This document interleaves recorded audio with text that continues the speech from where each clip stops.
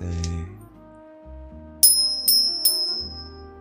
At the time of recording, happy International Women's Day. I trust that you are feeling as well as you can in this moment. And if there are any difficult circumstances that you're facing, please remember that this too shall pass. If you ever want to share what you're going through, you of course are always welcome to. I hold space for you regardless. I hope to be your humble host today. May we come together as fellow students of life to uplift each other, relate in one another's experiences, and share positive sentiments. Namaskaram, dear dancing aurora borealis. Hello, dear Gabriel. Hello, hey, it's Brina. Welcome into the abyss. Namaste, Saris. Hello, dear Ben. Namo Namaha, dear Gina. Welcome. Thank you for liking the live, Gina. Never expected, but always appreciated. Hello, dear Goofy Goosey. Namo Namaha, dear Om Tat Sat. Hello, Heliosphere. Om Day. Hello, Usha Priyaji.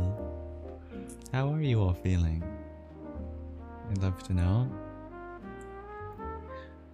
While you think about that, allow me to start with an invocation, a Shanti mantra, a peace prayer from the Taittiriya and Katha Upanishads. Happy? Oh, I'm happy to hear that, Usha.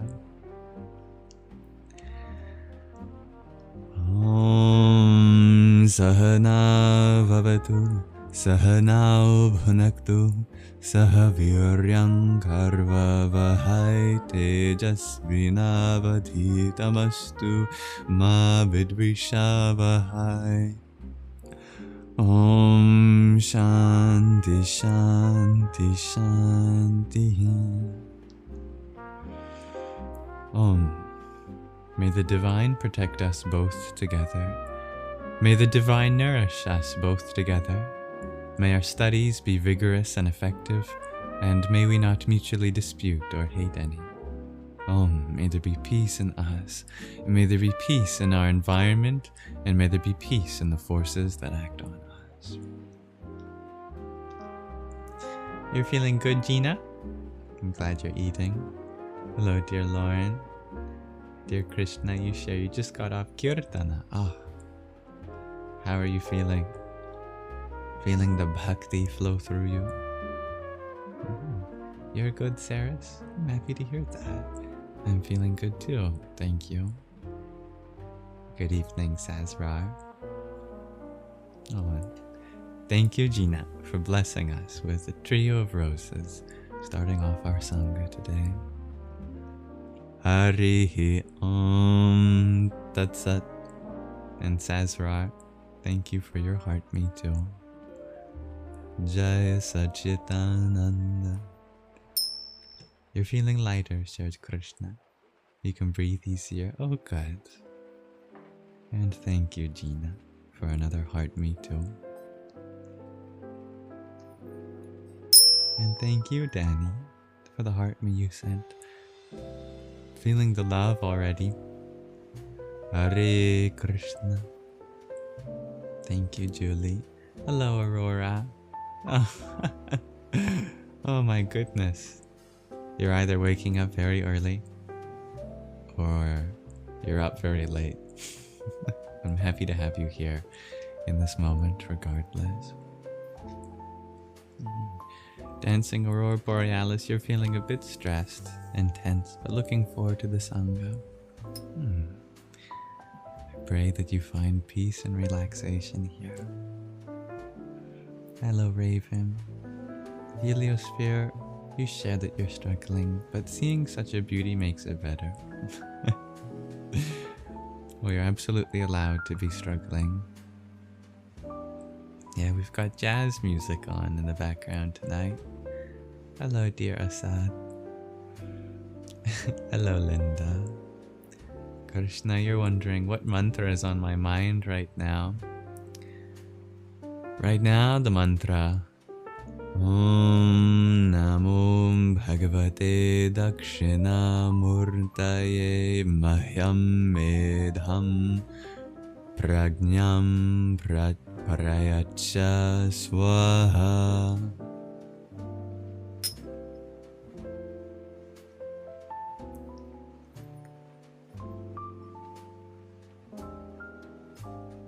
Thank you for being a part of what makes this space wonderful, dear dancing Aurora Borealis.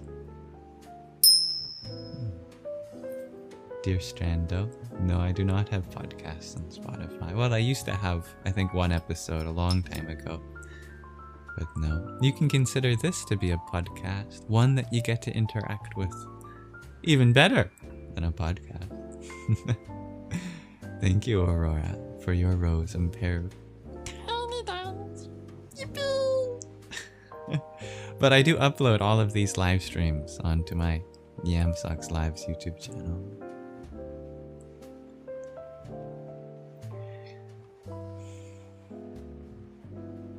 What's my star sign asks Stine. My star sign is all of them. All at once. Because I am reborn in every moment. Oh, that's funny, dear Krishna. Just as I started telling you the mantra, your wife called you and you didn't hear it. Well, it's good that you listened to her.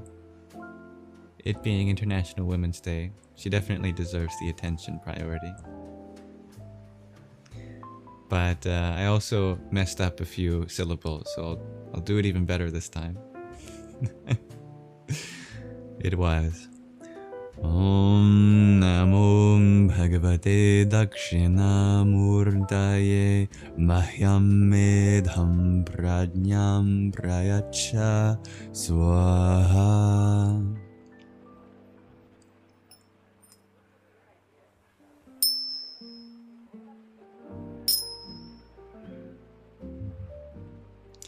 Thank you, Julie, for the heart me you sent. Radhe, Radhe, and dear Usha, thank you for the pinch face. Om Ganganabadai Namah.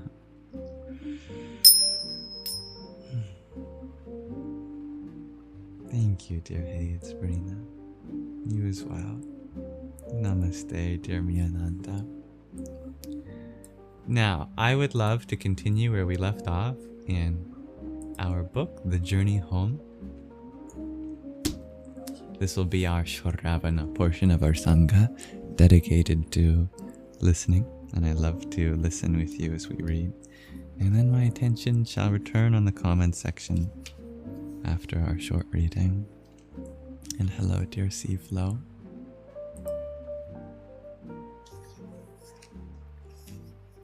May this reading relax your mind and awaken your heart. This is the 9th chapter of the 3rd act of The Journey Home. Let's dive right into it. 'Twas about 5 o'clock in the morning, and dawn was just emerging. Not knowing where to go or what to do, I stood with my friend on a railway platform, which bustled with the crowds who came off the train and the hundreds who wrestled to get on. Amid it all, a strange comfort arose in my heart. It was similar to that feeling I had while praying in the temple of Kashi Vishwanath, a feeling that something special was about to happen in my life. There appeared to be a jovial mood in the crowd. Gary and I looked at each other and, remembering the flower that had determined our route through Europe, decided to stay put for the time being. After some time, the station became quiet.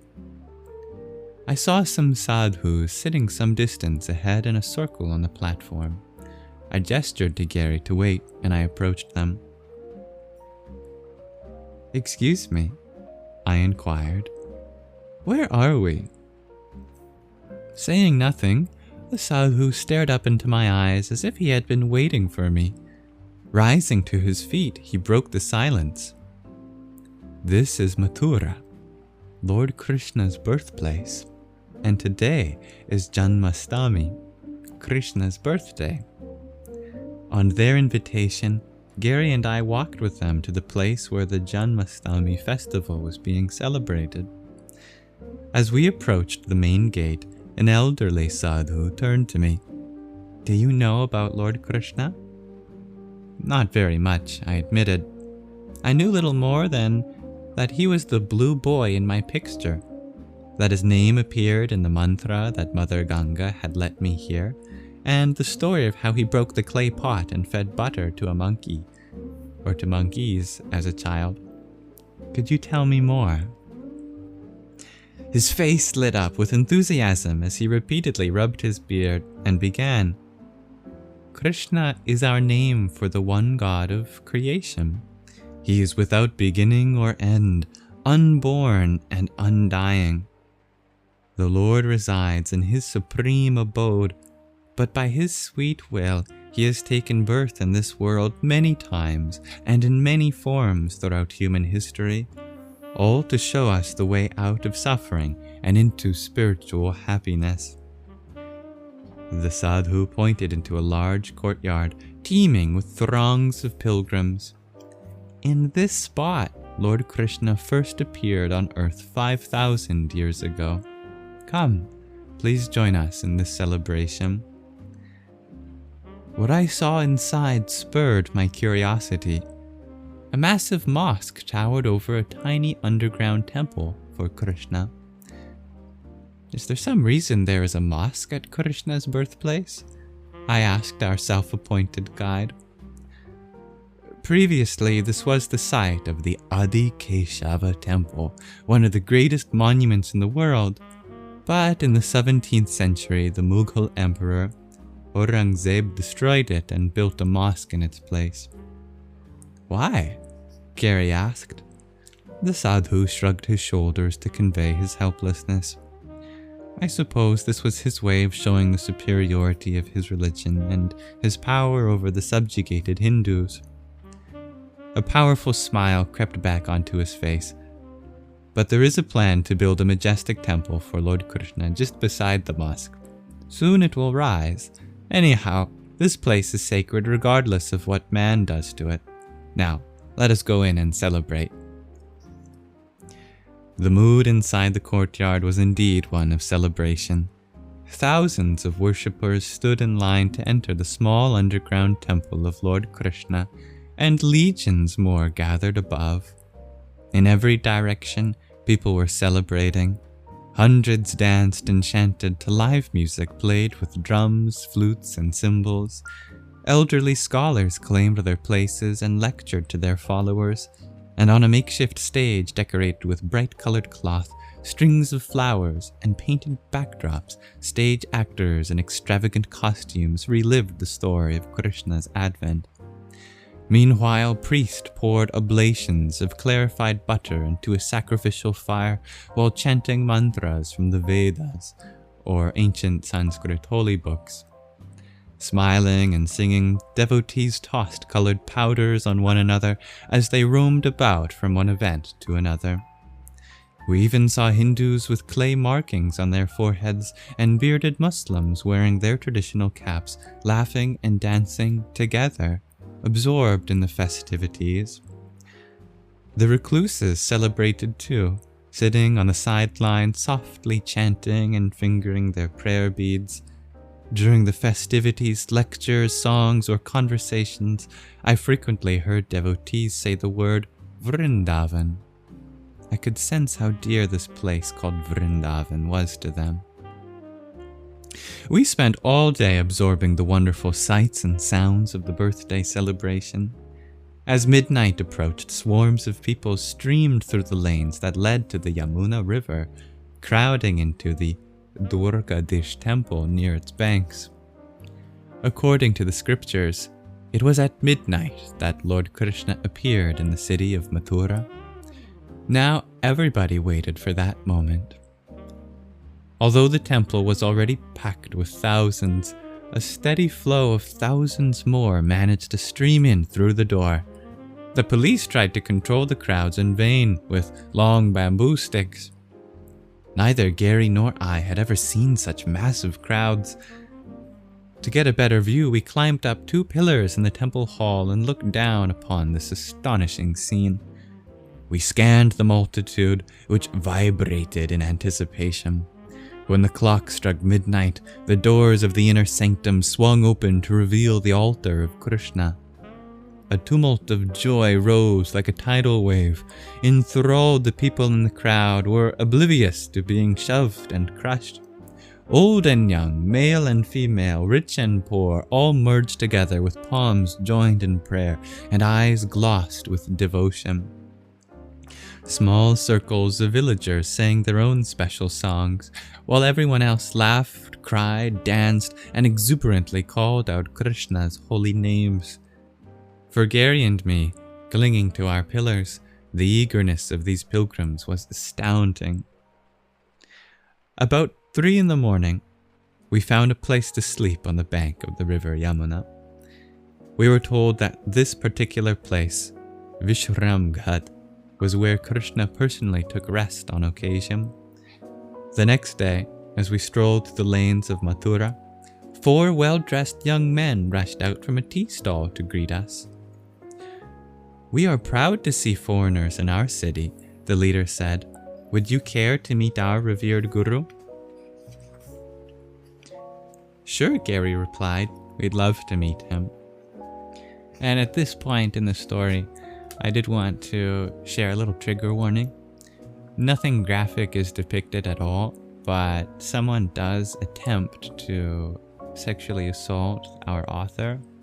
They are thankfully unsuccessful, and just in case such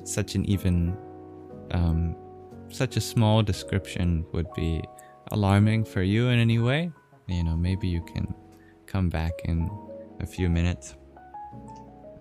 But anyway, it's only a few paragraphs. I'm very grateful that the author has decided to share something that unfortunately happens to so many people. "Come, my friends," the man said, leading us back into the tea stall. "Long ago our Guru renounced the world's pleasures to realize the highest truth. Guruji is a scholar who can answer any query you may have. We are among hundreds of his faithful disciples in this area. Excuse me while I go and call on him." Minutes later, the Guru appeared. He was a man of 40 or so with a shaved head. His movements were meticulous. Speaking refined English, he articulated for us, in a pleasing accent, the scriptural importance of Mathura city. To our joy, he invited us to spend our nights at his temple. We followed him into a small temple honoring Lord Shiva. In the middle was a Shiva Lingam. Just behind it, an iron trident planted upright in the ashes of a sacred fire pit. The Swami carefully saw to our needs, bringing us a vegetarian dinner and answering whatever questions we asked. When night set in, the Swami offered Gary a straw mat on the floor to sleep and invited me to share his wooden bed. To sleep on the same level as this revered Guru was an honor I did not deserve. I mused on how many disciples would have given anything to be in my position that night. The Swami lay down beside me. Then, in the quiet of the night, and this is where the potentially triggering scene starts, I felt his hands massaging my body. "Why are you doing this?" I asked. "This is our custom to show hospitality for guests." Not wanting to be ungrateful, I said nothing. Slowly, his hands crept toward the private parts of my body. My mind swam in a whirlpool of apprehension. Confused, I pushed his hands away. After a few minutes, his hands snaked downward again. Again, I pushed them away. "Please, do not massage me. I don't like this." He whispered into my ear, "I am giving you God's blessing. It is not me that is doing. I am simply God's instrument. You must not resist." The room was dark and hot. I lay there in anguish. What if I disappoint him? He might punish me. I thought of Vasudeva and his unfortunate experience with a corrupt guru. Or he may have yogic powers. Each time the man tried to grope me, I pushed his hands away. Was this really a custom for showing hospitality? His aggression increased with each failed attempt. Now he was panting with passion and becoming more forceful. He wouldn't take no for an answer. Incited, I was on the verge of smashing him with my fists, but I restrained. How could I fight a Swami? Is that what a sadhu should do? And what would his disciples do to me if I did? Perspiring profusely in the sweltering humidity of the monsoons, I lay there and prayed to be saved from this horrible situation. Then I made up my mind. Shoving him away, I jumped to my feet. Infuriated, he embraced me tightly, but I wriggled my way out, pushed him away, and fled. Gary, meanwhile, slept peacefully throughout the whole ordeal. I rushed into a deserted lane in the late night and was free. From a safe distance, I spied on the Swami through the open entranceway, making sure he did not offer any of his quote-unquote hospitality to Gary. Like a watchdog, I stood guard, ready to come to Gary's aid if required. Standing in the shadows of the night, drenched by a monsoon downpour, I remained awake until dawn. In every spiritual path there are those who are true and those who are false. Saintliness is not determined by one's title, dress, hairstyle, or place of residence. This man, for example, had the title of Swami, a shaved head, indicating that he had renounced worldly pleasures, and the robes of a sadhu. He was a scholar of scripture, the high priest of a temple, and the guru of many disciples who revered him. Yet he tried to exploit me to satisfy his own carnal desire. Real saintliness should be understood by a person's behavior. Exerting one's spiritual authority to exploit the innocent is a grave injustice. I prayed that this incident would not create doubt in my mind toward the sincere devotees. Gary continued to sleep peacefully through the night without incident, oblivious to the storm that raged both inside and outside the temple of Shiva. In the morning, Gary was shocked to hear my description of what had happened. A guru ravaged by lust? Our idealistic innocence was once again challenged by the real world. Despite having been stranded in Mathura, we were still determined to make our pilgrimage to Amarnath in the Himalayas. But that day, while taking my morning bath in the Yamuna River, I felt an intense pulling to visit the nearby village of Vrindavan everyone had been talking about. For reasons I could not explain, I longed to go to Vrindavan alone as a solitary pilgrim. Gary agreed to meet me there the next day, at which time we planned to resume our journey to Amarnath.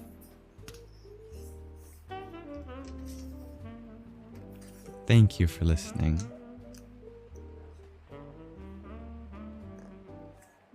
I'm very grateful that we had a chance to read that story. Started off on a very good note, but the reality of many stories is that just as there are highs, there are also lows.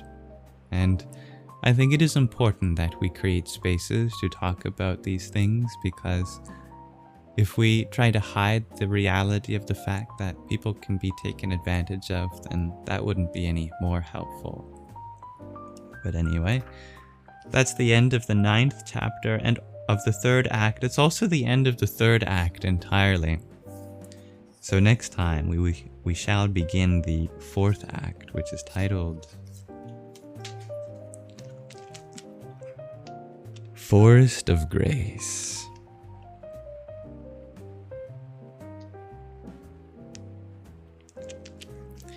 If you have any insights or questions about our story today, you are more than welcome to share them with me. That concludes our Shravana section, dedicated to listening. Now my attention can return fully to the comment section, and we can transition to Manana. Part of my hiccups. And explore whatever is in our hearts and minds. And welcome everyone who joined while we were listening.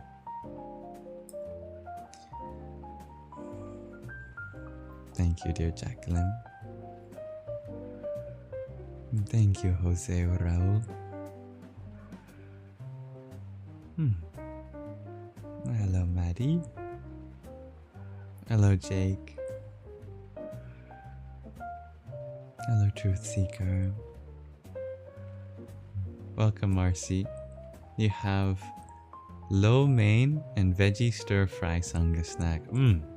Delicious. I'm wondering how you're all feeling at this moment. And hello, Angel Appleseed.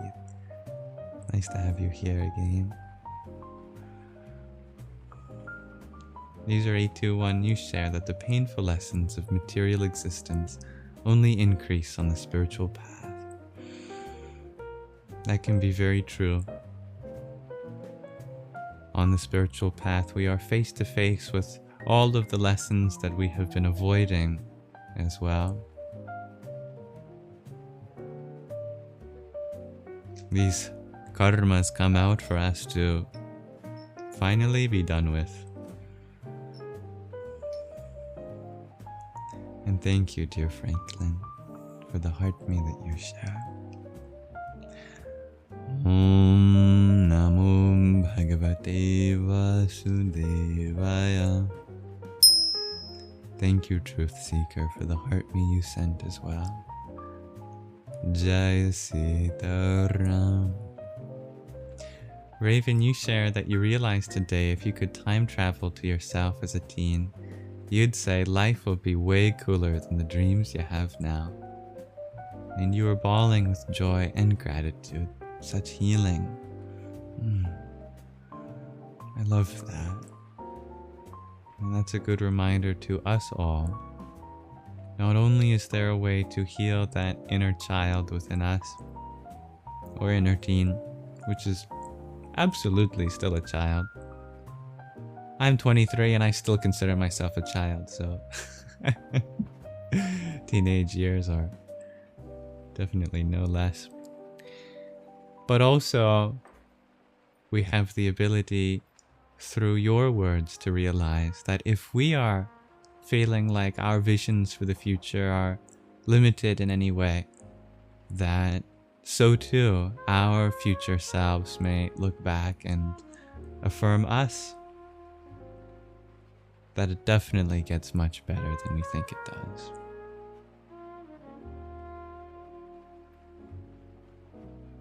Thank you, dear Betty, for your heart me. Om Triambakam Yajamahe Sugandhim Pushti Vardhanam Urvarukamiva Bandhanan Mrityor Mukshiya Mrita.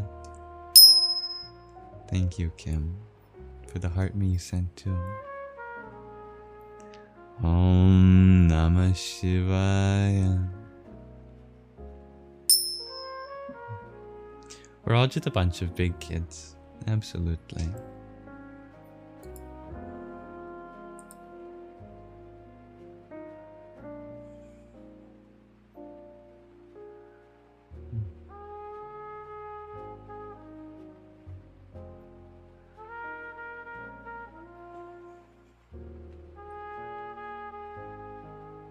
Dear Rhiannon Clark, you share you got a great burst of energy today and tidied your house. You feel great and happy to chill now. I'm happy to hear that. Those moments are definitely ones to take advantage of when you have that burst of energy, and there are things that can be done with that energy. Do them. And so satisfying it is afterwards. Thank you, babe.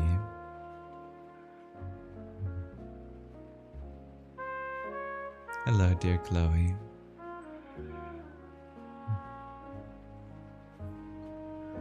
And thank you, Raven, for the forever rosa. Om Ham Jahanavyay Namah. Hello, Sophie. angry temporary. I'm perfect tuna guy. Hello, user 389 and Savvy.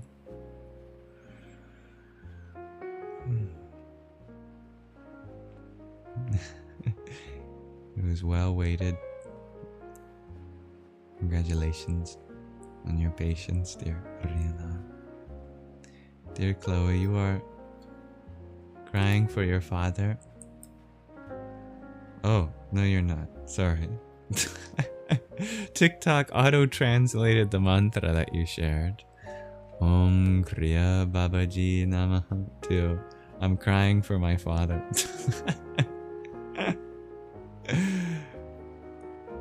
Well, Babaji is kind of like a father, and we may have tears of reverence for the great Mahavatar.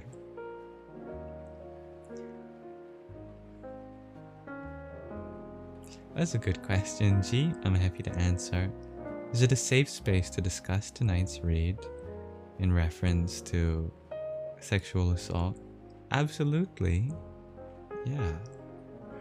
I mean, of course, we should do so with awareness that it's not an easy topic for everyone, but it's a topic that deserves to be talked about, especially on International Women's Day, when the unfortunate reality is that although women are divine, we don't treat them as such. In fact, the statistics are almost incomprehensible unless you've lived that. Practically every single woman will experience something like that at some point in her life or many times throughout their life. Yeah, if you need to pop out, please do so, dear Riri.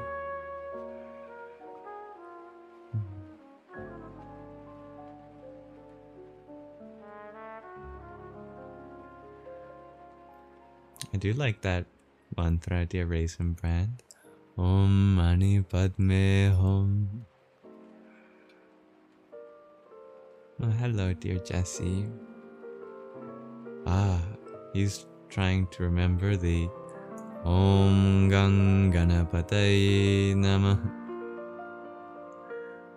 Om Gang Ganapataye Namah. Dear Jaboy, you ask, is feminine energy stronger than the masculine energy? Well, actually, there is only feminine energy because all energy is feminine. The masculine is the space in which that energy propagates through.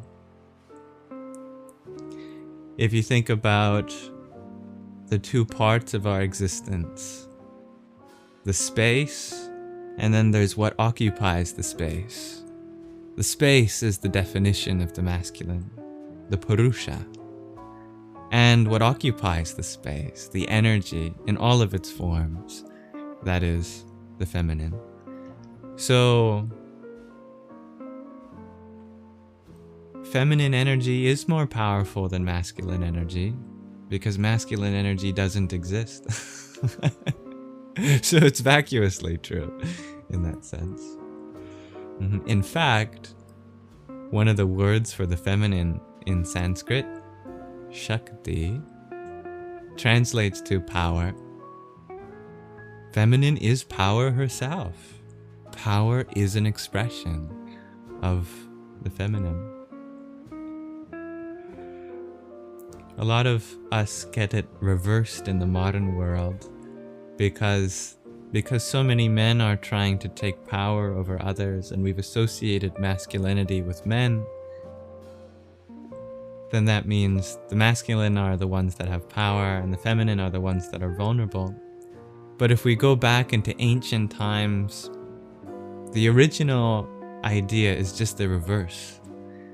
The women are the powerful ones, and the men are supposed to be vulnerable But we have both the masculine and the feminine within all of us, regardless of whether we are man or woman, or anything in between or beyond. Feminine is energy. Masculine is the space for that energy.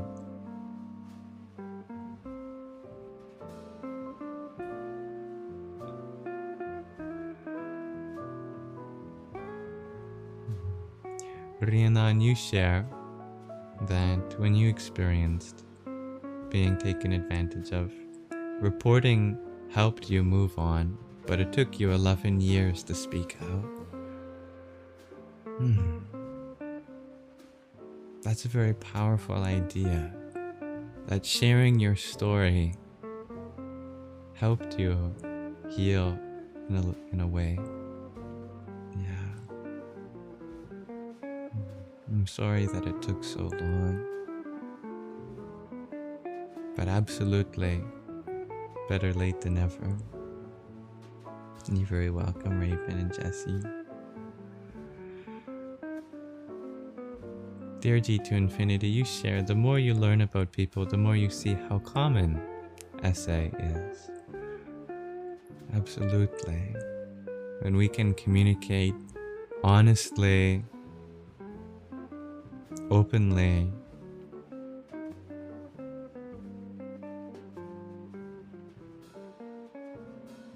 dear Dancing Aurora Borealis, you share, today you held space for someone to share their story that happened 40 years ago. My goodness. And was that the first time they told anyone? Thank you for doing that for someone today.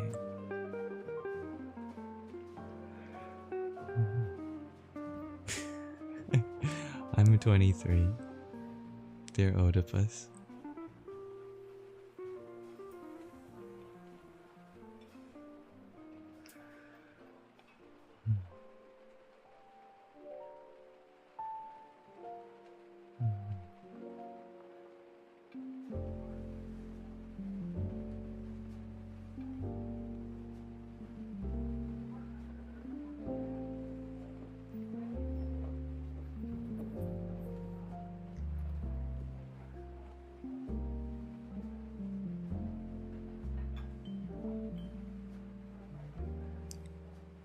I believe that the chakra model can help us a lot understanding the trappings of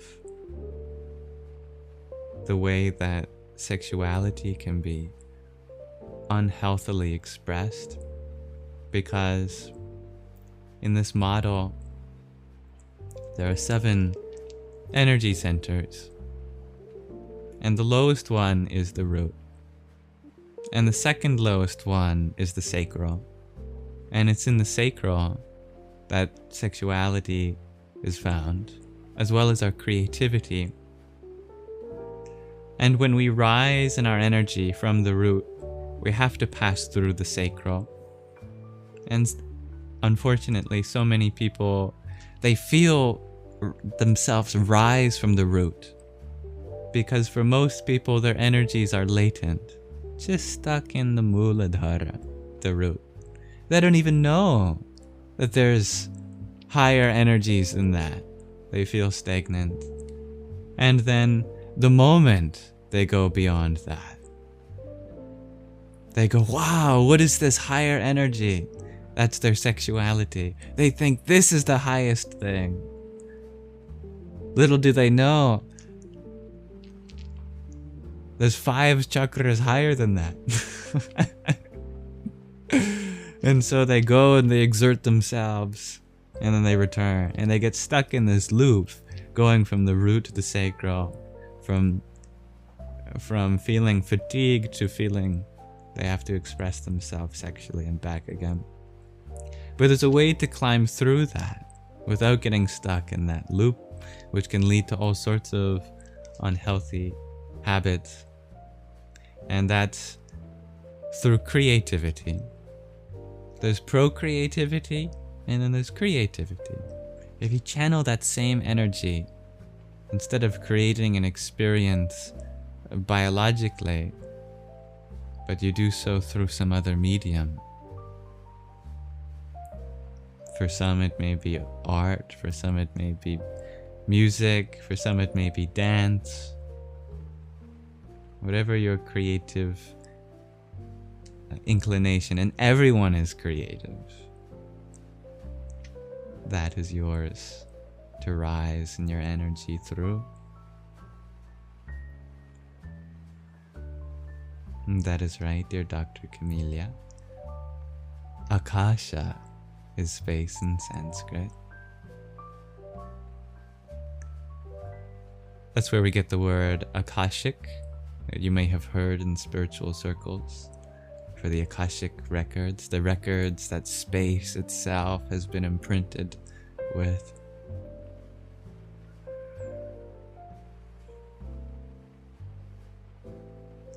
Dear Yona, you heard that curiosity is even more important than passion for art. Absolutely. Yes. Yeah. And that's right, Dr. Camellia. Shiva is one form of the masculine, Shiva and Shakti, and Shiva represents the Akasha, and Shakti represents the other bhutas, the elements that fills Akasha. The wonderful thing about Sanskrit is that there are so many words that relate to each other.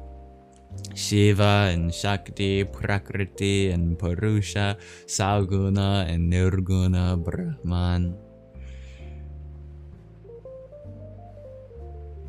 Just to name a few.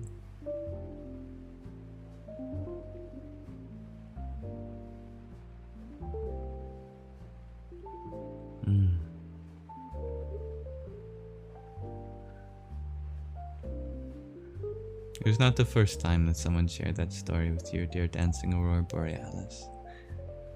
But it just had to come out to get closure. I see you. Yeah. Welcome, Tiger Luna. Hello, dear Jonathan. Yeah, that sounds good, dear Gabriel. As long as it follows the 5 yamas of ahimsa, least harm, satya, truthfulness, asteya, non-taking what isn't offered, brahmacharya, holding space for higher things, and aparigraha, non-hoarding. Shai, you ask, can I expand on the physics of the Akashic records? Well, that would be the theory of general relativity. That is the very fabric of space-time itself, the Akash. And through the Einstein field equations, Einstein showed that the very curvature of space and time is affected by the energy content within it.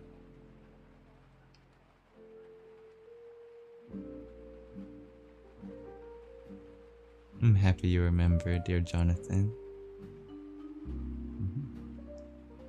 Purusha is another form of the masculine indeed, dear Dr. Camellia. Purusha indeed is the awareness, and the awareness is the space itself.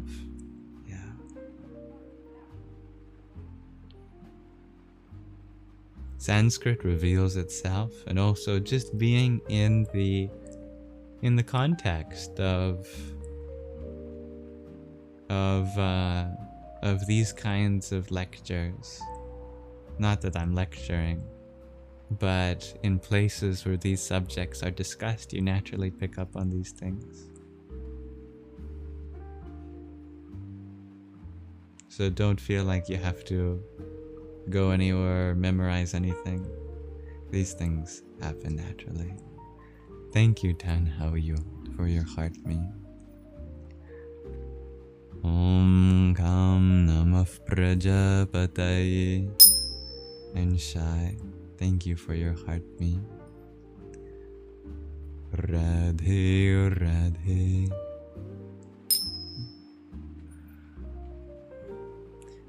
Dr. Camellia, you ask, are men allowed to have more than one wife? Same like Muslims? Why are you asking me? It's up to the women to decide that. And I don't think many women would agree to that.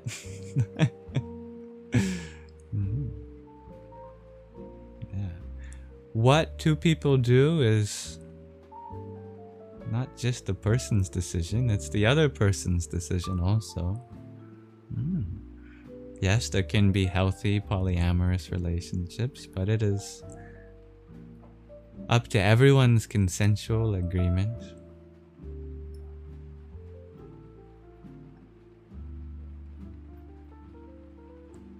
What do I mean that Sanskrit reveals itself? Asks Tiger Luna. Sanskrit is not a human language. You can hear it in animals, in the rustling of the leaves in the trees. You can hear it in the wind, in the sound that water makes, in waterfalls and ocean waves. Sanskrit comes to you. You do not go to it.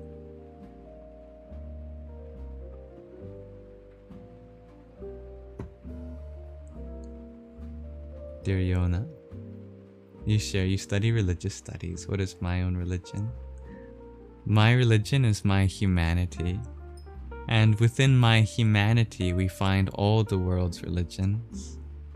If I look within myself, I find Christianity, I find Hinduism, I find Judaism, I find Buddhism, I find Zoroastrianism, I find Islam, I find Sikhism, I find Taoism, I find Confucianism, I find all the indigenous spiritualities.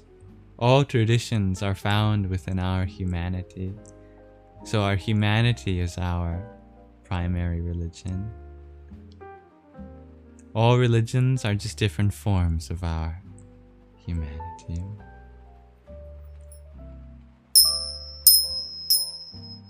Tiger Luna, you ask, but how do you know the meanings of Sanskrit words? Just by hearing how they sound tells you their meaning. Nowadays, the sound and the meaning have been lost. So now when you hear a new word, you don't immediately know what it means. But if you listen closely to the sounds of Sanskrit, even if you've never heard it before, you will know what it means. For example, the sound yoga. We can break down its meaning without translating. There's a reason why spiritual words in Sanskrit don't get translated into English. You go to a yoga studio, that word yoga is never translated, even though it's not an English word. What does it translate to? You might have heard some attempts, but if you just listen to the sound with me, it starts by bringing your tongue close to the roof of your mouth. You bring them closer and closer, and you create a space between them to resonate. A very wide, open space. That is the quality of many approximants, where you bring two places in your mouth together and create a space to resonate between them. Those two parts form a relationship, and so that's what that sound means. It means a broad relationship, because that's exactly what's happening in your mouth at that time. Then you quickly transition from a guttural which is the very base of all human sound. It is the expression of existence, absolutely. Without any articulation, you just open your mouth and voice. It is an acknowledgement of reality. That's why we say it in the most basic of context. When we're afraid, When we're feeling pleasant, When we realize something, Ah. Then we curl our lips, ow, and yo, and that propels the sound forward. And just as that root voicing represents existence, when we propel it forward, it represents pervasive existence, all that has come to be. So the syllable yo means the relationship between absolute existence and pervasive existence.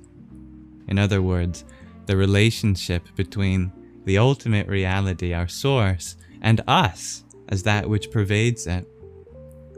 Finally, we bring our tongue to the back of our throat, which represents our most deepest impressions. Ga, we softly bring into contact our tongue with our gutter. This is a deep and gentle union. Altogether, yoga means the gentle union from the relationship of absolute and pervasive existence. And that's why yoga is often translated to union as a shorthand. But just by feeling this phonic metaphor in your own mouth, can you understand the meaning of yoga?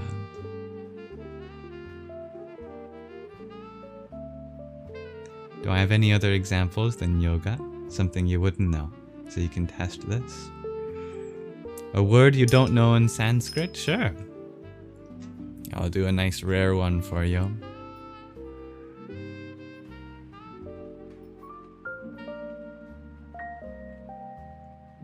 How about...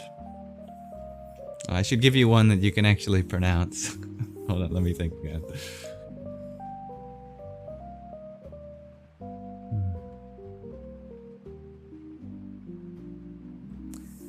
How about the word upa? Upa. U-P-A. Upa.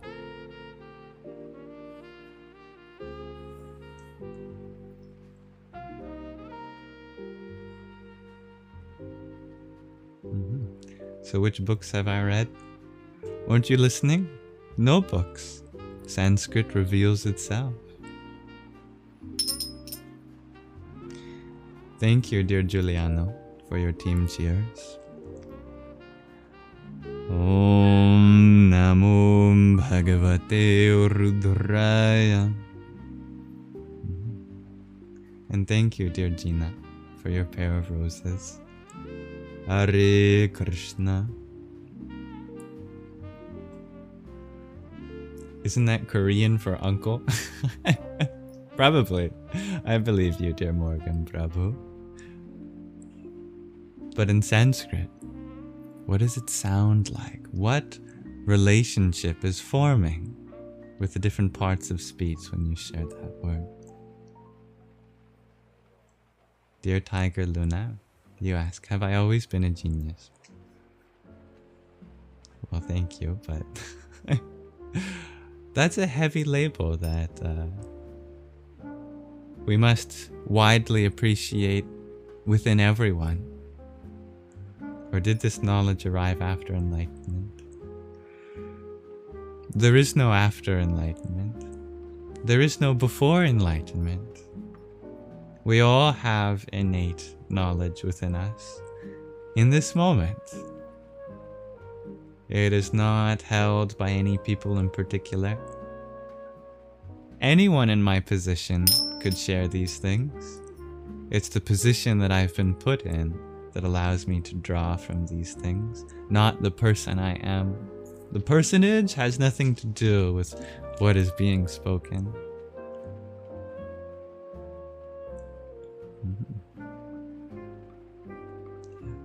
When they say that all the truths exist within you, it's not mere poetry. Genuinely, everything you need to know is within you. You never have to read another book or watch another TikTok live stream again. But for some reason, you all keep coming back. So, I keep doing these.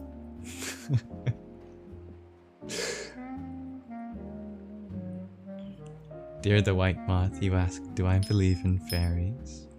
I believe in everything.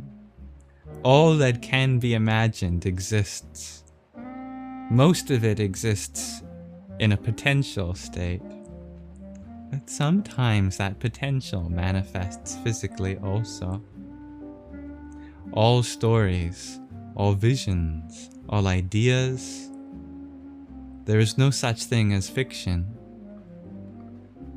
If there is a story that you may appear to believe hath not taken place on earth before, then it is probably a story from the far past or far future, or in another galaxy far, far away.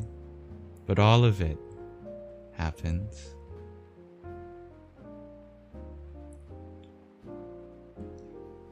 Dear dancing aurora borealis, you ask, does upa mean something like up or above? Yes, it does relate to direction.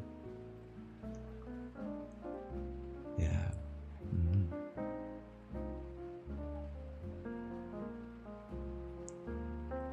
Well, I'm happy to hear that, Bon Bon.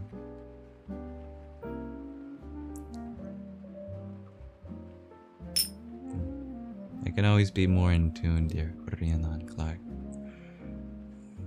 Just as the most perfectly tuned guitar can still get out of tune. No matter how much we allow the divine to use us as instruments to flow through us out into the world, we all need tune-ups.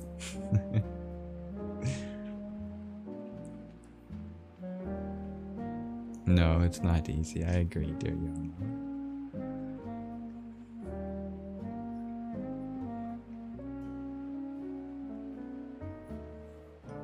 I pray this for you too, dear Tiger Luna.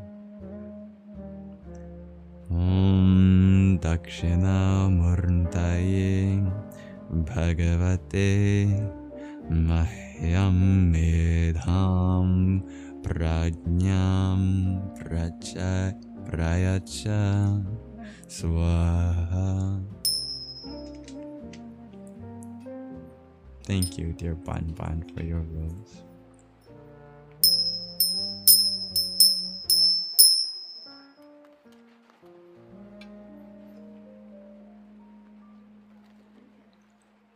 Hello, dear Deneen.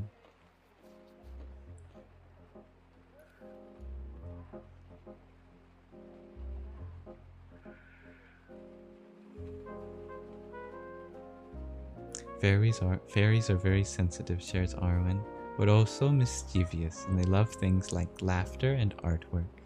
I love that. Yeah. Dear the white moth, you ask, how long have I been growing my hair for? Ever since I was born, I guess, and then a little bit in the womb too. Although, at that point you could say my mom was growing it for me. Maybe this would be a good time to share the fun fact that I learned from G to Infinity the other day, that although the mother does so much, obviously, for the growth of the baby, given that the baby literally grows inside her, that the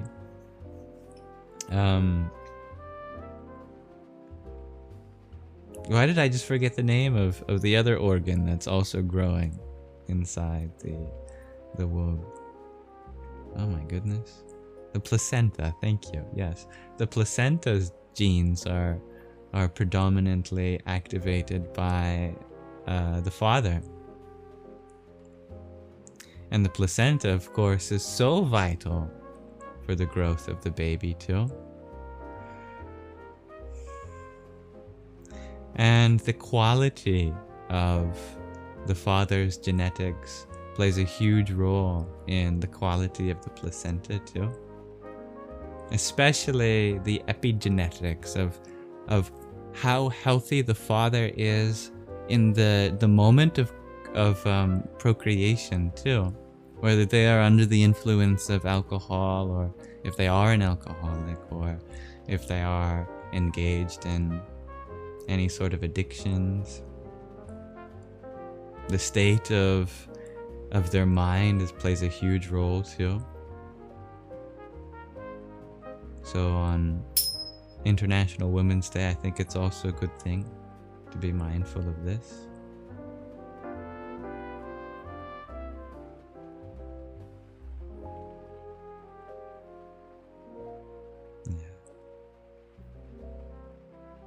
Genes of the father determine the quality of the placenta. The energy transfers to fetus.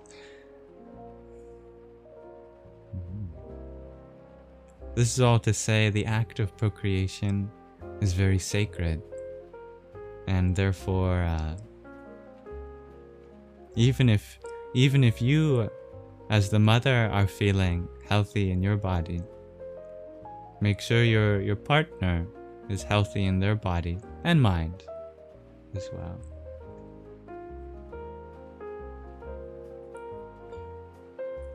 Thank you, dear Deneen, for your heart, me, and rose. Om Pram Hanumate Nam. Dear Anne, thank you for your subscription. Om Kamalir Mahakalikai Namah. Do I eat junk food? Asks the white moth. Sometimes. Yeah. I don't eat a lot of like chocolate bars and candy and confectionaries, that sort of junk food. But I love a good, French fries and potato chips and other forms that potatoes come in, and I do love a good cookie too. Yeah.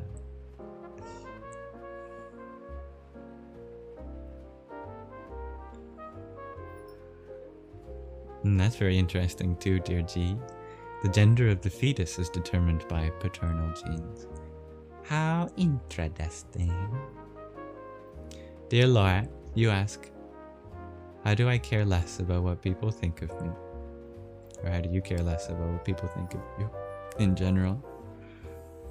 By caring more about what you think of you.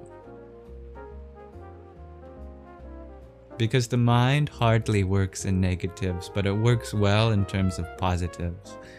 It's not about caring less about something, as it is about caring more about something else. So care more about your honest impression, not superimposed by others. Ask yourself, is that how I really feel about myself, or is it how others feel about themselves? If you feel, I am not worthy of love, is that really coming from you? You, in your personal experience of yourself, your own relationship with your body and mind, is that really the conclusion that you personally have come to? Or has it come from someplace else? If it has come from someplace else, all right, fine. But what do you feel is true deep down?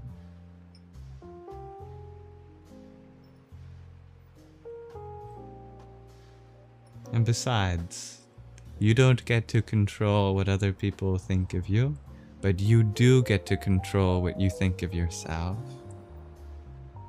That is your power, that is your free will.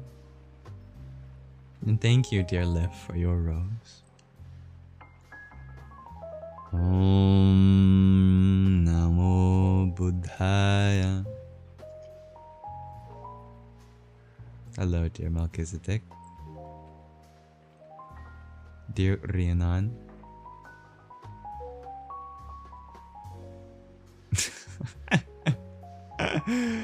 We should let nothing defeat us. That's a good pun. Dear Tiger Luna, you ask, how much time do I spend in meditation every day? And do I set a time every day? Most of my meditation takes place in our live streams. We do the meditations at the end of the Sangha. I meditate with you. But I had a lovely meditation with G to Infinity when I started my day today, and it was only 10 or 20 minutes or so. What has the best fries? Asks Mr. J. Well, I love yam fries, but don't tell anyone because that's yamableism. You're very welcome, Laura. How do you love yourself, dear Deneen? By realizing that you are love yourself. It might appear that you are this body, you are this mind, but actually you are love itself. And not just metaphorically, not poetically, that wherever you see love, there you are. Whenever you feel love, you are one with yourself. Love is your true identity. Love is the secret name for the spirit that comes into this body. Love is what animates your thoughts.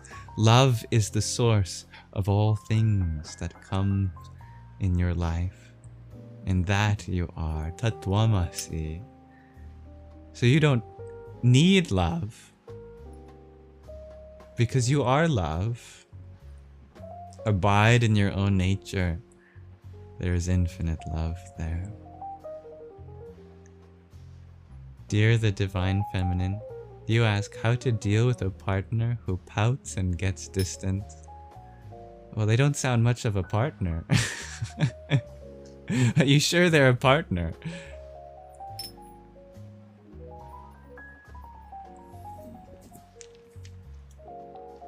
Genuine question. If the answer is yes, then provide them a space to pout in your company. Help them realize that their vulnerability is not something to hide, but something to share. And that creates a sacred bond.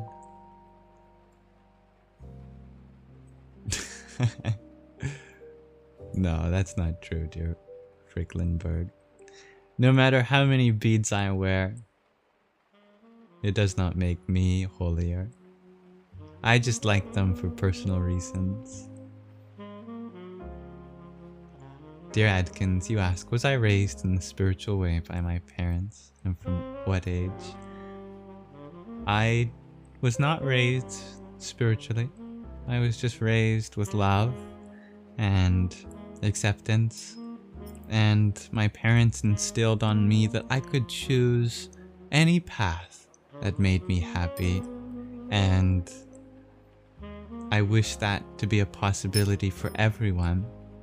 And the things I do are my personal choice. The only relationship with what I share and the parents I have is that their love pours through me without any agenda, without any expectations for how I'm supposed to be. Do I do one-on-ones? Asks the White Moth. And paid? No, everything I do is free. And if you want to reach out, I'll happily read through your messages too.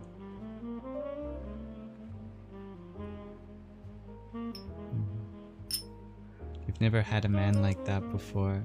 What's that, the Divine Feminine? You mean one that shows you their vulnerability?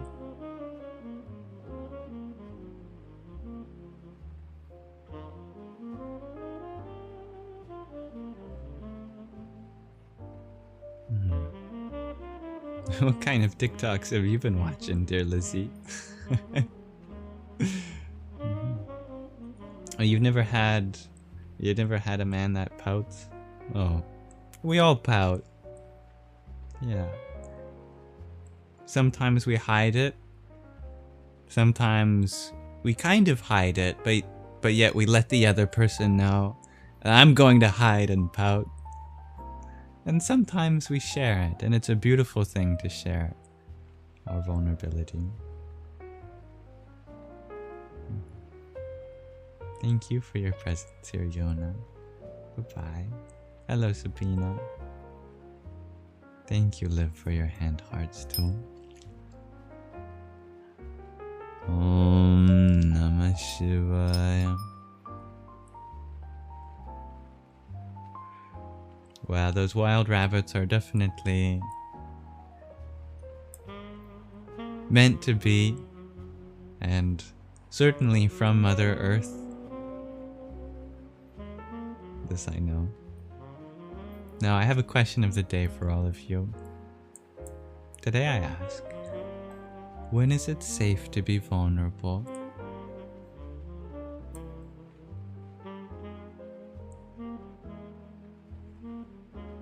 Vulnerability is a precious thing, but how do we know when it's safe to share that precious thing? That I'd like to explore with you. And you share when you know the other person won't abuse it. Well said. Yeah. And I do like the way you went with this question, the white moth. Always, you just choose the right time to share it and let it penetrate. It's powerful.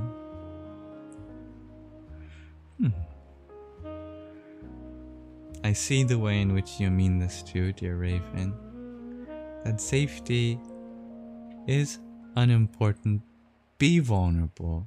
Be hurt. Be rejected. The connections you actually make are worth it. Yeah, I know the way in which you mean that. Live, you share when someone holds a safe space for you. I like that aspect of space.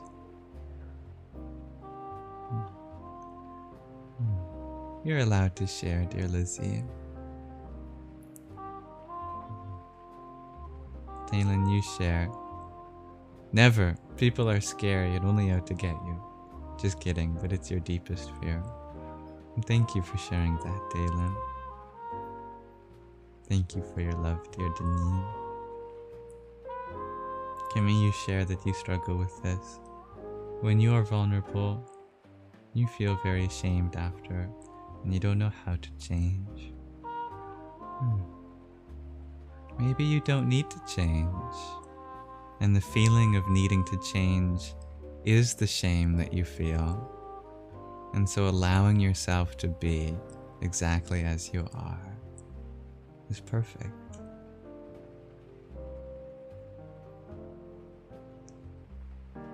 Dear Jake, you share when you are ready and the other person is worthy. I love that aspect of worthiness. To hear your story, your inner world come out. That is a sacred gift that you extend. And you share, yeah, but you need to be with the right person. I know what you mean. Dear Lizzie, you ask, when is the last time I was angry? I don't remember. Yeah, I don't really remember. I mean, almost every day there's still the triggers of anger all around us. But as we continue to befriend our emotions, then they pass just as quickly as they arise. And it's just fleeting sensations that are no longer acted on.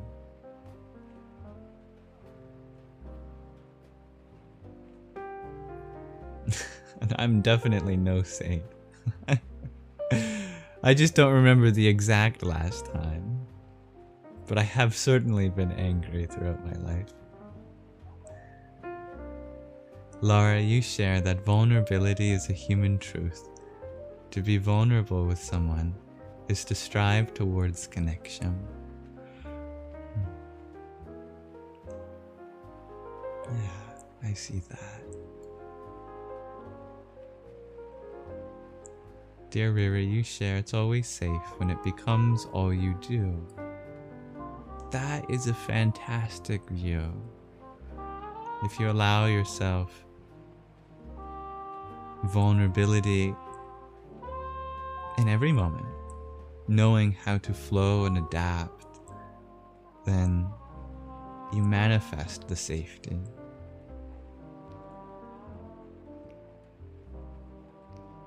Dear Talon, you ask, do I ever get annoyed? Absolutely.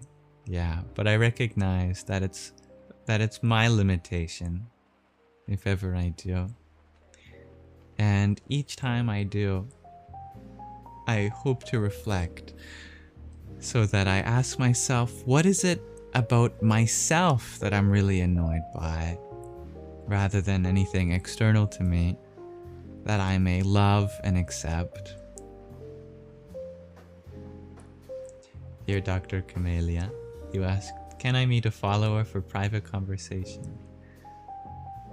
I am not available physically, if that's what you mean. But if you want to message me, my inboxes are open on Instagram, on WhatsApp, on Telegram, or email. Dear Tiger Luna, you ask, do I want to have children? I'm not in the position in my life to make that decision right now. I see the value in children. They are beautiful and wonderful things. However, I'm 23. There's a lot of things that I'd love to make sure about myself before I have confidence in that decision. And at the same time, I know that I've had children before in almost every one of my past lives, and therefore I already feel my children throughout the world. Perhaps many of you have been my child in a past life, or I have been yours. So, knowing that to be so, I feel a kind of peace with any possibility.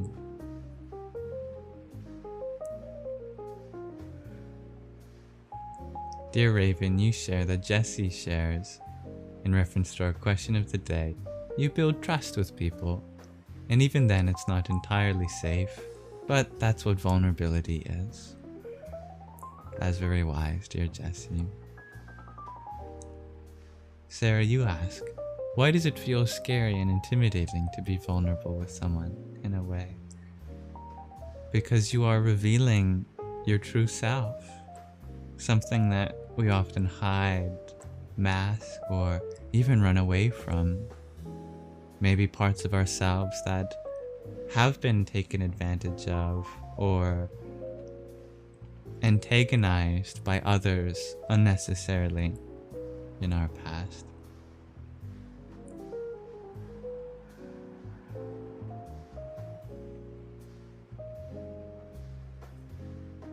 Dear Liv, you share we are all vulnerable at all times, but you don't like if someone... I think the second part of that comment got cut off.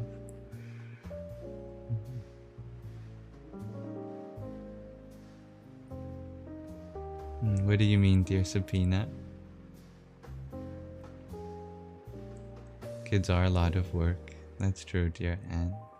And you have to know that you want them. Dear Jai, you share, it is safe when you know that your truth is enough. I like that. Hello, Apple Juice. Dear Gabriel, you ask, would I care to share more about my past lives if I have memories? I don't have memories of them, no. Not at this moment. I like that, Derek. Your value never raises or lowers. You are always whole and complete, so it's always safe. Yeah. And thank you, Kathleen, for your septet of roses. Ham Jum Saha Tat Purushaya Vidmahe Mahadevaya Dhimahi Tanno Rudrah Prachodayat. I love that for you, dear Rhiannon. You masked for years, but the last 4 years have been an unmasking journey. Me too. Dear Derek, you share, but just because something is safe doesn't mean it's not scary sometimes. Very true. And thank you, dear Raven, for your quintet of roses. Om Ram Bhairvaya Namo Namah. And dear Lando, thank you for your quintet of roses too. Om Kring Kali Kai Namah. Thank you everyone for exploring this question of the day with me.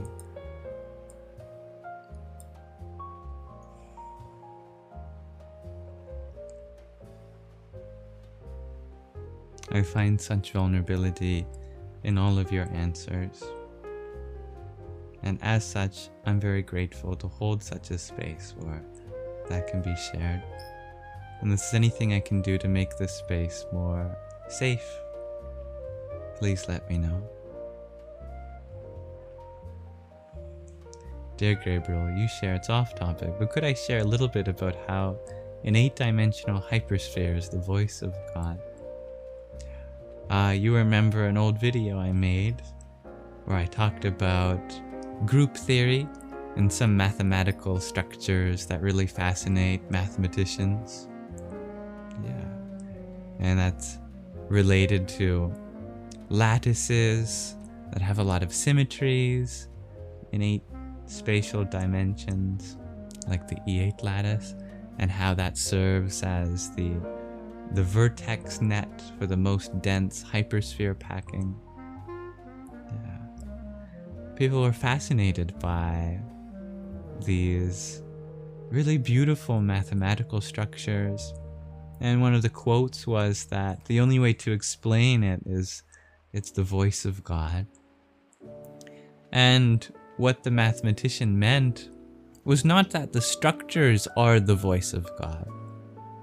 And I apologize if I made it seem like that in the videos I made, but that things like this are a reminder of how mathematics and the structures that exist in our reality, even in our theoretical realities of math, are an expression of that source.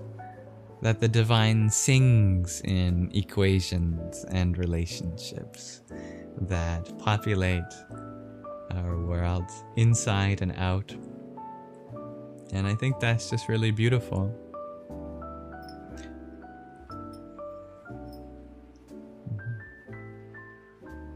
Oh, I gotcha, dear Sabina. Yeah, it's always important for us to walk the talk. That if we profess love for everybody, we also have to show that by being in their presence and continuing to not be triggered by that or any part of them. If someone truly has love, then it must go beyond theoretical love, but practical love, right? From Shravana, Manana to Nididhyasana. We must feel that love in their presence also.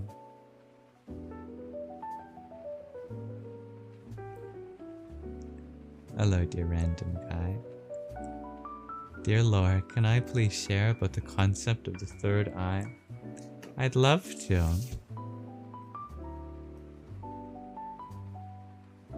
Here, I can show you. Actually, the third eye is on the cover of this book, The Hidden Power in Humans, by Chakras and Kundalini, by Paramahansa Swami Maheshwarananda.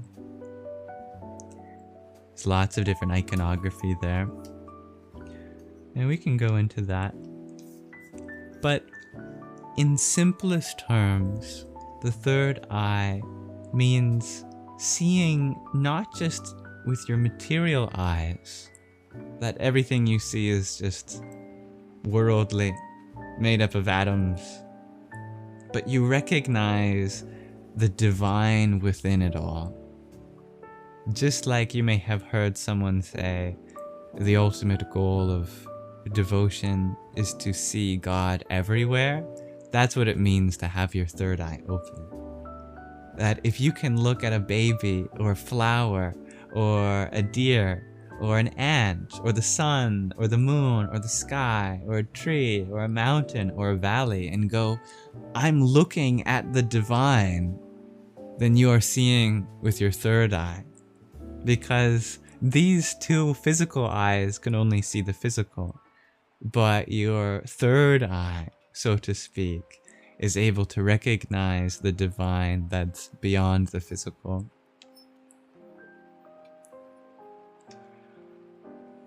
Dear Enzo, you ask if the concept of a warlord Buddha makes sense.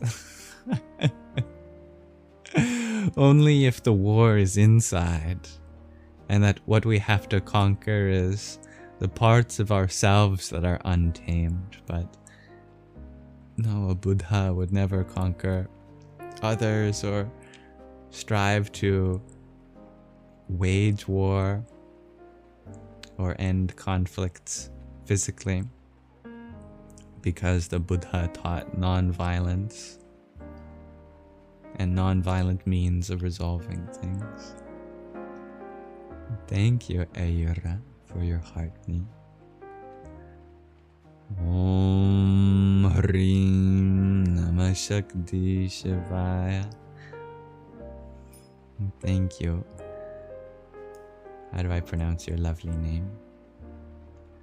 Avela Manzini, for your subscription.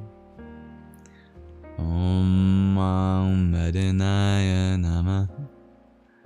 Jai Shri Ram, dear Gabe. And thank you, Gina, for your pair of GGs and ice cream cone. Hare Ram. No, I was not aware that Ram Das had a store, dear Gabe. I found this on the ground one day and I've had it ever since. Namaste, Stevie G. Sorry I missed 11:11 for you, dear G.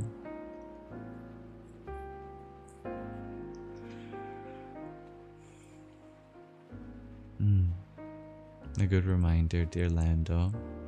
Yes. Do batan ko bhul mat. First remember death. Narayan ekab maut ko. Dujo Shri Bhagavan. Then you'll remember the divine.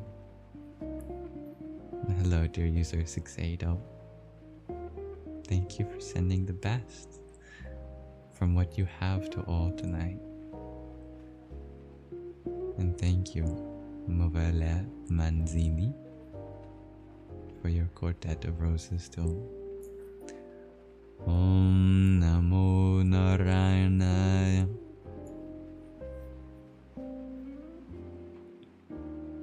Yes, exactly, dear Arwen.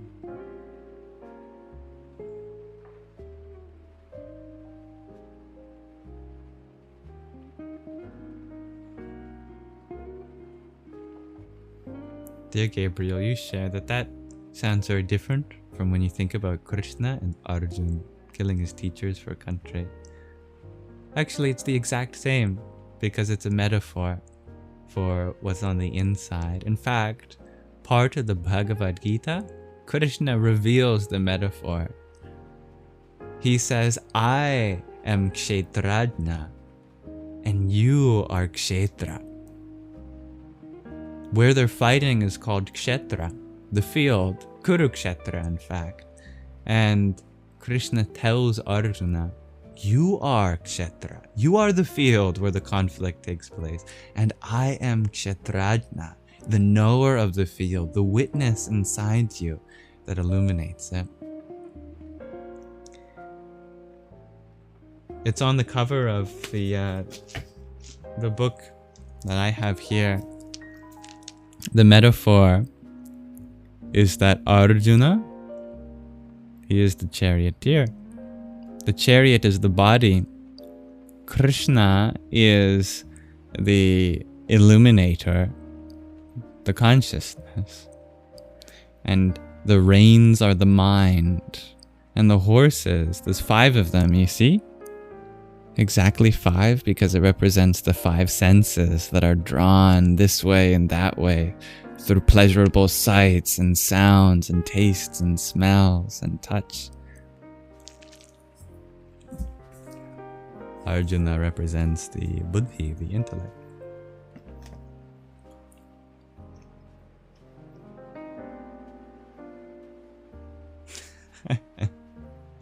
Why do you ask, dear Simo?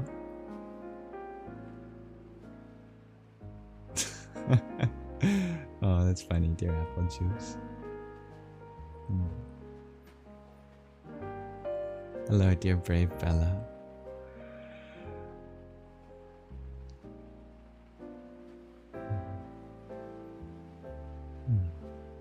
May you have a good sleep, dear Moore. So Arjun wasn't a physical warrior.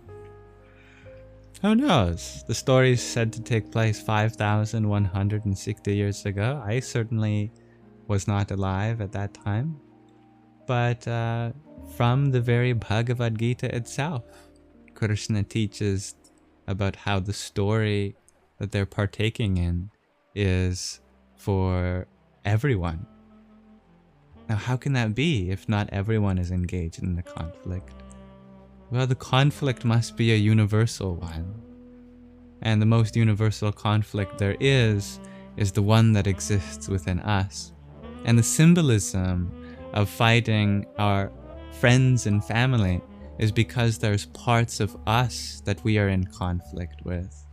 Parts of ourselves, like our own feelings, our own beliefs, our own perspectives, our lust, our anger, our greed. And these are our teachers too. But at some sense we have to win the fight with them for the sake of Dharma.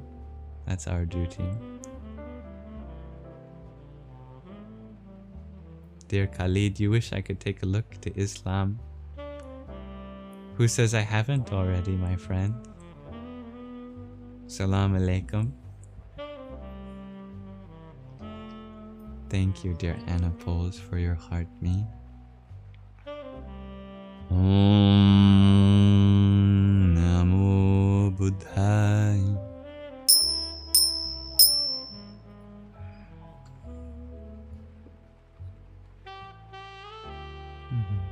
I do remember, dear Stevie G. Yeah. Well, I know you are on a list for getting some help with that at a psychiatric level, and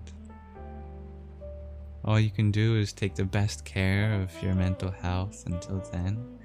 And I know that a psychiatrist is definitely going to help.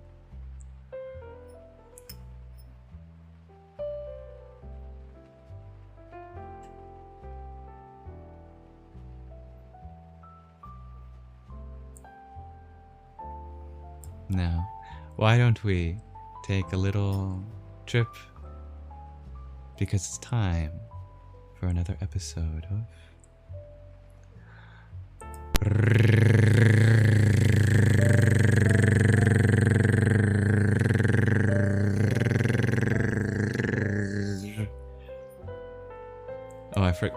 Oh wait, hold on. I was wondering why my items aren't showing.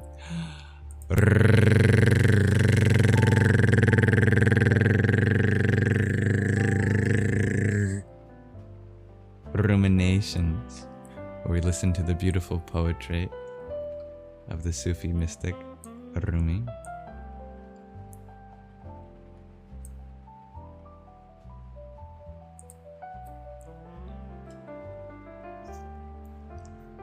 We are in the Mathnawi selection of the Pocket Rumi still. This poem is called The Water of the Water.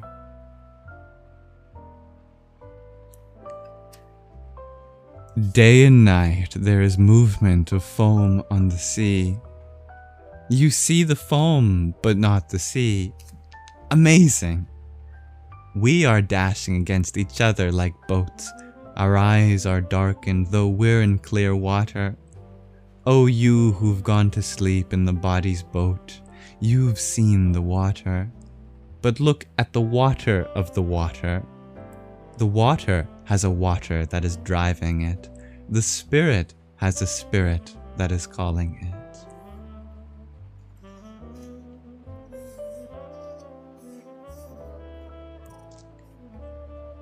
That's called the water of the water. This poem is called Ripened Fruit. This world is like a tree, and we are the half-ripe fruit upon it. Unripe fruit clings tight to the branch because, immature, it's not ready for the palace. When fruits become ripe, sweet and juicy, when biting their lips they loosen their hold, when the mouth has become sweetened by felicity, the kingdom of the world loses its appeal. To be tightly attached to the world signifies immaturity. As long as you're an embryo, blood drinking is your business.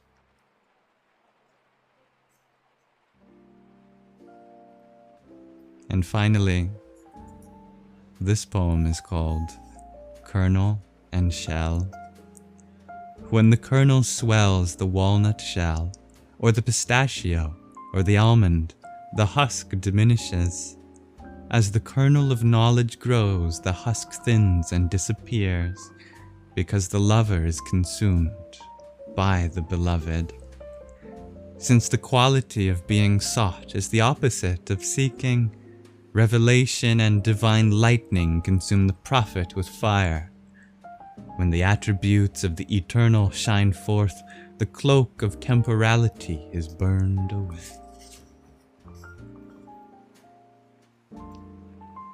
Thank you for listening. This has been another episode of Ruminations. If you have any insights from that reading, I'd be happy to explore them with you.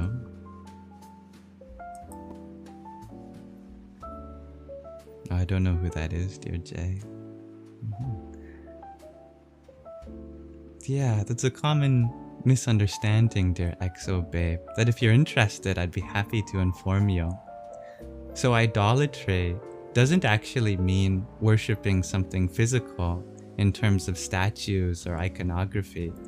Idolatry means worshipping physical things like money or power or fame. Idolatry is when we pursue material fortune rather than spiritual fortune. So Hinduism, for example, they don't worship wealth or money or fame, nor do they in Buddhism. And there are many forms of the divine, but that's not to discredit the ultimate formlessness, like there is taught in Islam, for example. In fact, it's commonly said in Hinduism that Para-Brahman, the ultimate form of God, is nirguna, without form. Just like Allah is taught to be something you cannot see, cannot hear, cannot touch, but yet there is another way of knowing. So too, that is also taught in Hinduism. And the statues are not a form of that ultimate nirguna Brahman, but they're like portals, just like the Prophet, peace and blessings be upon him. Just as the Prophet is not the ultimate Allah, but that which brings you, or like the Quran, that's an even better example. Just like the Quran is divine, but the Quran itself is not Allah. It is a divine instrument that brings you in touch with the divine. And the same is true across all religions, that there is an idea of the divine in the ultimate formless sense from which all form derives. But that's not to discredit the divinity of any particular form. Just like mosques or prayers, these are divine forms. They are not replacements for the ultimate. But there's a certain way of looking at them that allows us to channel our devotion, our love, our bhakti towards the ultimate. And ultimately, all paths are valid. Whether you're a Christian or a Buddhist, or a Jew, or a Hindu, or a Muslim, or a Taoist, or Zoroastrian, or someone of indigenous spirituality. They are all equally valid to today. And there will be many more religions that come that will also be equally valid. And there have been many religions that have been lost to time that were equally valid too. Ultimately, it's not which path up the mountain you take, but ensuring that you get to the top. And as long as you are getting higher, then one day you will reach the top. And you know that you're getting higher when you're imbibing the qualities of what's up there. And what's up there is love, is all-inclusivity, is passion, compassion, patience, creativity, happiness. And so you know that when you're getting these things as a part of your experience with greater intensity, that you must be drawing close to the source. Exactly, all religions have a part of the truth in them, and if you follow that part, it will lead you to the ultimate. But no religion in particular is better suited for anyone in general. It all matters most what the individual benefits from. For example, if someone benefits from devotion to Jesus, then that's the path that will bring them to the ultimate. If another person benefits from listening to the Dharma of Buddha, then that's the path that will bring them to the ultimate. If another person listens to the teachings of the prophets, peace be upon them, of Islam, then that's the path that brings them to the ultimate. And when there does come an impression within you that you know you are on the right path, sometimes that can unfortunately bleed over crossing other people's boundaries. And it's a misunderstanding of what that feeling is within us, that we're on the right path. When we know that we're on the right path, then sometimes we can misconstrue that feeling for others not being on the right path. And so we feel inspired because we know we've connected with the truth, that others could connect to that truth that we found on the path that we're on. But ultimately, that feeling you have of knowing you're on the right path is the very same feeling that other people have on their respective paths. So if you trust that in them, then it's not about you being on the right path or others not being on the right path. We can celebrate that we're all on the right path. And isn't that a most wonderful and merciful part of the divinity that we all share? Is that there's a path for everyone, regardless of where you come from, or how old you are, your status in society, or your gender, or your ethnicity. Every human being is so different, and the divine honors that by having everyone experience a unique path that works for them.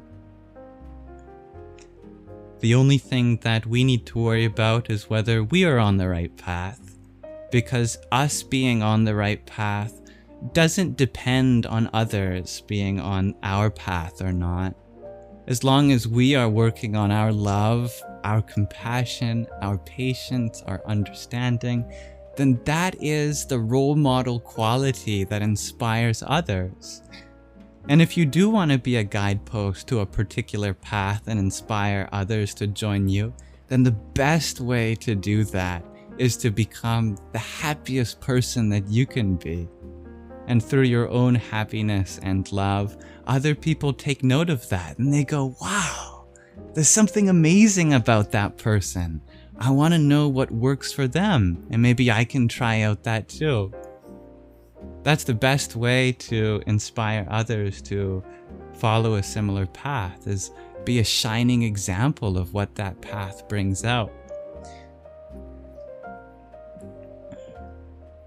There's a famous quote in reference to the analogy of we're all climbing the same mountain but taking different paths, is that the only ones not getting higher are the ones traveling around the base telling everyone else that they're wrong, which is kind of ironic.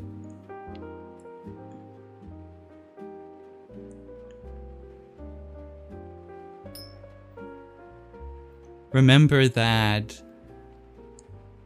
there are a lot of people that have faults in them that they're still learning from. And we too have faults. And what matters most when it comes to the faults that exist among humanity is that we work on ourselves. If we see anyone else that's maybe not compassionate or filled with love, then that's their business. Trust that the divine will guide them. But in ourselves, if there's any lack of peace or compassion or love, then that's what we should bring our attention to. Ultimately, the divine wants for all of us to look for the good in others and then be inspired by that to change something within ourselves. We can't control the way others are, but we can control the way we are. And so by investing in our spiritual journey, we become exactly what the world needs from us. We become a source of the reflection that others may need to see in themselves also. Does that make sense? I'm very grateful for your vulnerability, dear Lizzie. And thank you, Liv, for your perfume and confetti.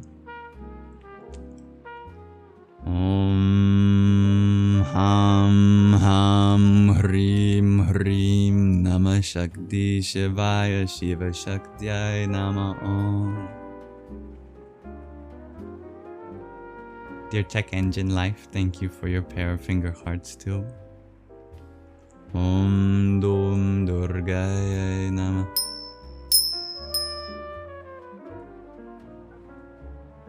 It is very important to point out that there are many people that are not a good representation of their religion. And it's important to realize that religion does have the power to cause harm. In fact, we might even see more of that today than at any other time in history. So now more than ever is it time for us to realize that the truly religious are not the ones that are trying to convert others or telling them that they're wrong for how they are.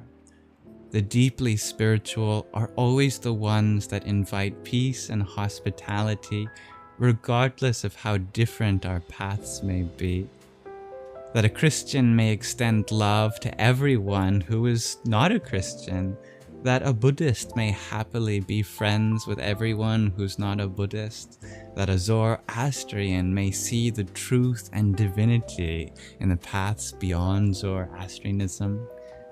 That's what it truly means to realize that the divine is omnipresent, that the divine exists within all paths. As long as a person is getting higher on their respective path, then they are following it correctly. Higher in terms of their inner joy, their tranquility, and their all-inclusivity.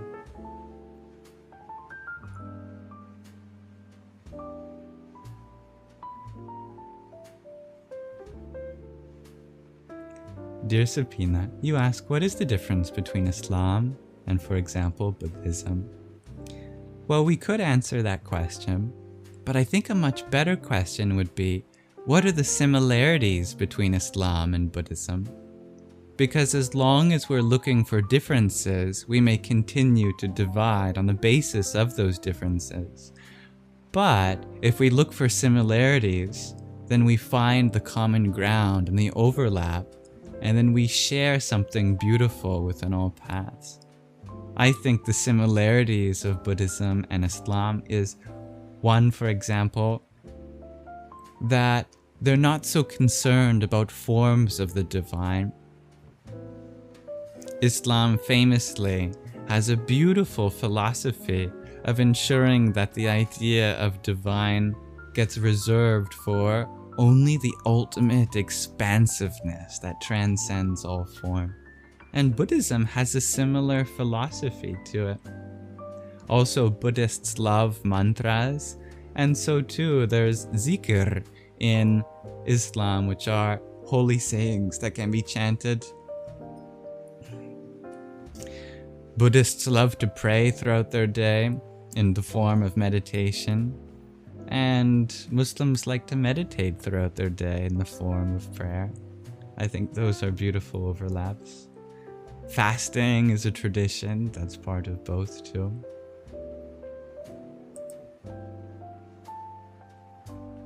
Yeah. And thank you, I am Princess Mom, for your finger heart. Om Shri Ganeshaya Namah. I like that, Lizzie. Cats are definitely divine. Thank you, Her Royal Highness Annie. I hope to be a mirror for the divine that exists within you. Dear Wa, you ask, is this a cult? I hope not, but if there's any part of it that might be unhealthy, I hope for you to speak up. Because the last thing we'd want is a community where people are being taken advantage of, and that there's a difference between those who are a part of it and those who aren't. I hope to create a space where everyone feels like they can come and go freely, and that the point is community, not in any isolated sense, but to give everyone a place to express themselves freely. And I hope that you find that somewhere. It doesn't have to be here. I'm just happy to be a place to reflect on these things with you. Thank you, Sabina. I am Princess Mom. You share, you love all spiritualities that bring us to our highest potential of love. Me too. Hello, Onar Sonar. I'm so grateful that you see that, dear Arwen. I am nobody, and all of you are amazing souls that I'm so grateful to share a presence with in this moment. Thank you. You all remind me of so much goodness that exists within me also. Thank you for that.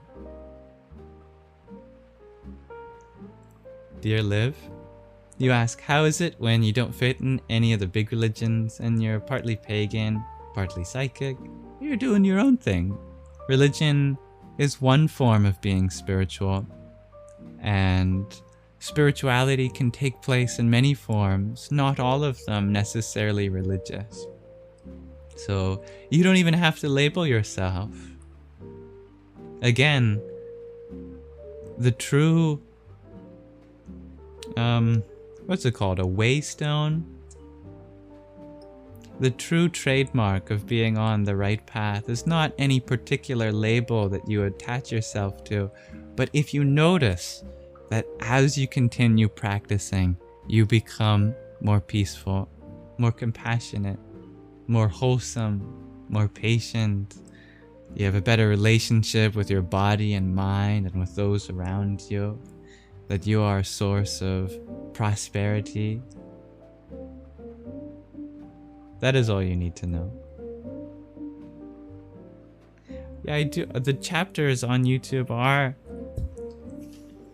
marked when I upload these lives. So whenever there's a section that you find interesting, you can navigate through that in the chapter system. I have read the Bhagavad Gita, dear Ricky, and in a few different translations too. Here's a random verse for you.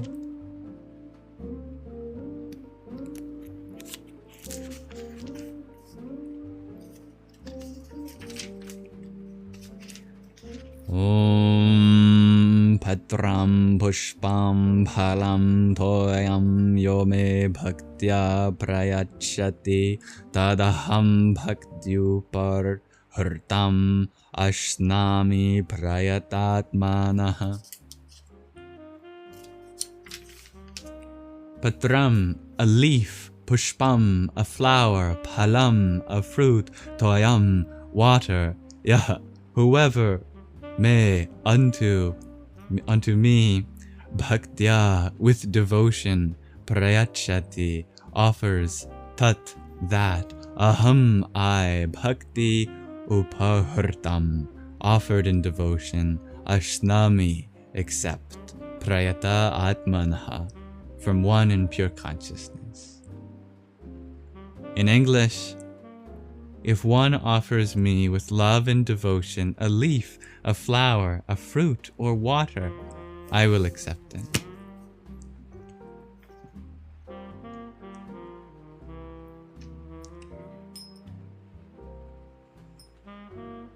The divine does not mind, even if it's a leaf, or even water.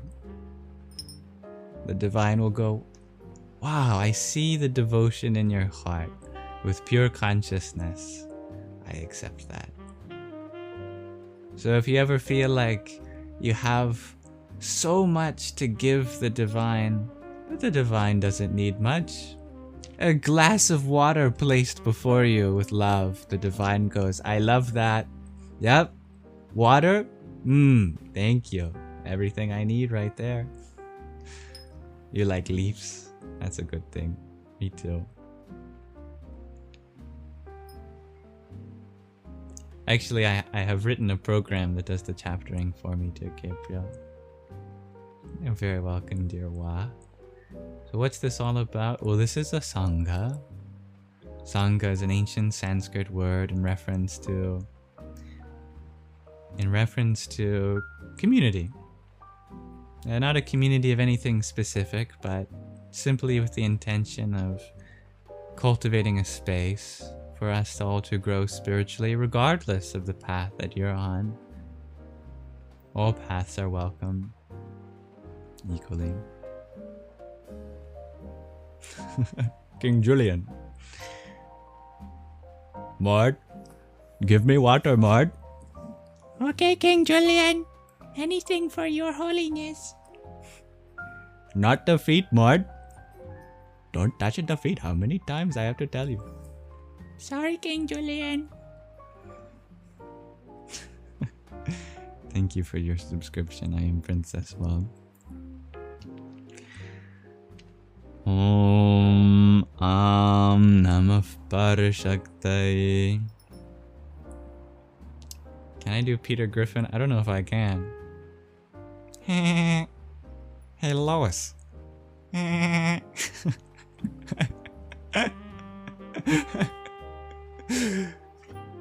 can work on that. Have I told the story of Narada and Maya with Vishnu yet? Which one? Him and the gourd of water? No, I don't think I know that one, dear Lando. That's one for me to know. Thank you.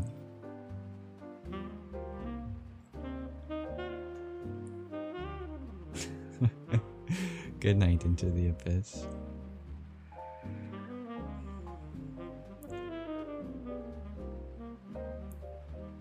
I like the connection between those two ideas, Sabina, is that living in the moment is precisely how to live a good afterlife. You live a good present life, the afterlife takes care of itself. Big Boy Flubbins, you ask, can I say, how long are we supposed to wait? In King Julian's voice.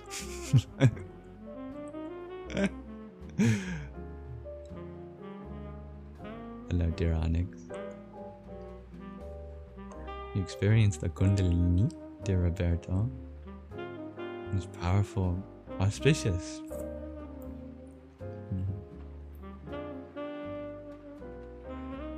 Can I do Rick Sanchez? Hey, Morty, you gotta take the plasmofibroses. Morty, what are you doing? pick that right up. You know how much that cost, Morty? Jeez, Rick, I don't know. Probably like 1,000 space bucks. It's more than that, Morty. You have no idea how much I had to trade in the galactic market for those parts. Okay.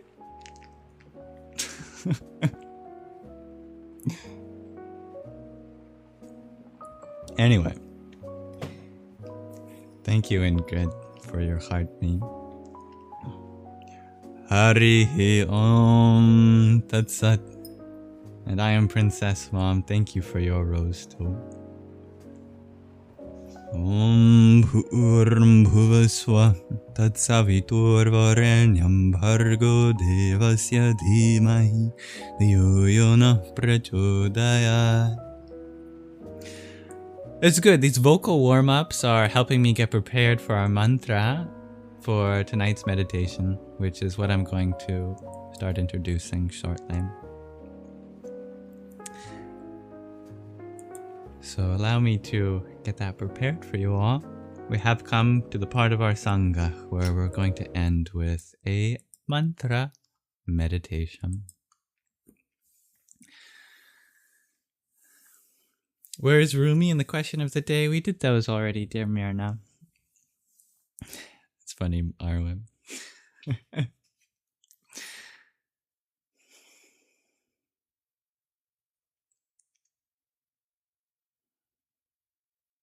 All right. So, today we are continuing through the reading and recitation of the Murtha Sanjivana Mantra, a almost lost to time mantra that's said to even have the power of bringing someone back from the dead. It is the 161st sukta of the 10th mandala of the Rig Veda, very ancient and early spiritual revelation. In the previous part, we did the first verse. To do all 5 verses would take a long time, so we're just going to do the second verse today. Second verse translates to, whether your life is diminished or you have passed beyond, whether you have been brought close to the realm of death, I draw you away from the lap of Nirti, the goddess of destruction, untouched for the life of 100 autumns.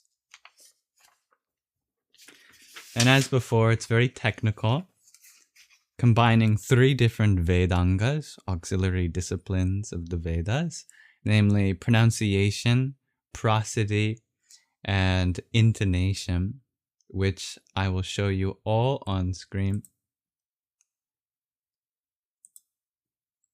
In dark orange, I have the prosody, the poetic meter. The swoops are the light syllables, and the lines are the heavy syllables. So the rhythm, for example, the first line would be da-dum, da-dum, dum, da-da-dum, da-dum, dum. Something like that. There's actually a way of inferring the rhythm from the structure of the Sanskrit itself, but just for clarity's sake, I've added that too. In yellow, there is the pronunciation, and I've added some pronunciation tips. For example, the A and E with the lines above them, and the A and O. These are all long in terms of vowel length. The M with the dot below it is an anuswar, a nasalization.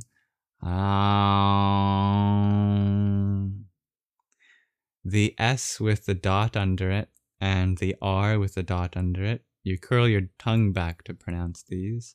Sha, r. And the S with the accent above it is just the regular palatal sibilant like we have in English, the SH sound, sha. And you'll notice the TH sound, for example, in upastad. It is not like the English TH sound, but is just a breathy and aspirated T, since Sanskrit differentiates aspirated versus non-aspirated plosives. Altogether, I'll give you one rendition before we officially begin. Sounds like this.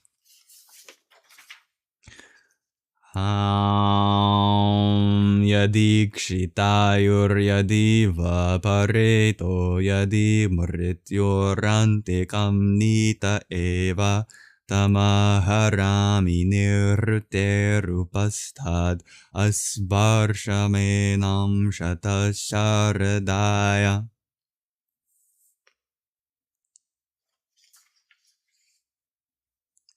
And we'll be doing it 108 times. To count it out, we'll be using the ancient technology of a mala, which I have around your neck. So I'm going to grab the Rudraksha seeds that you've been energizing for me.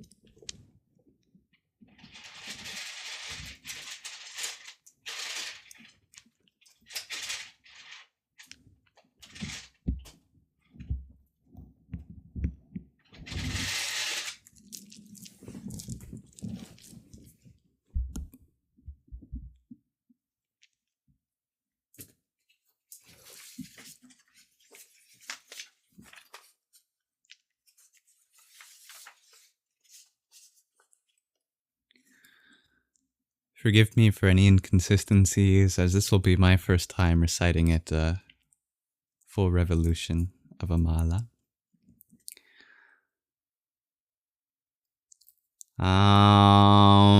Yadi kshitayur yadi vapareto yadi mrityorante kamnita eva tamaharami nirterupastad asvarshamenam shatasharadaya.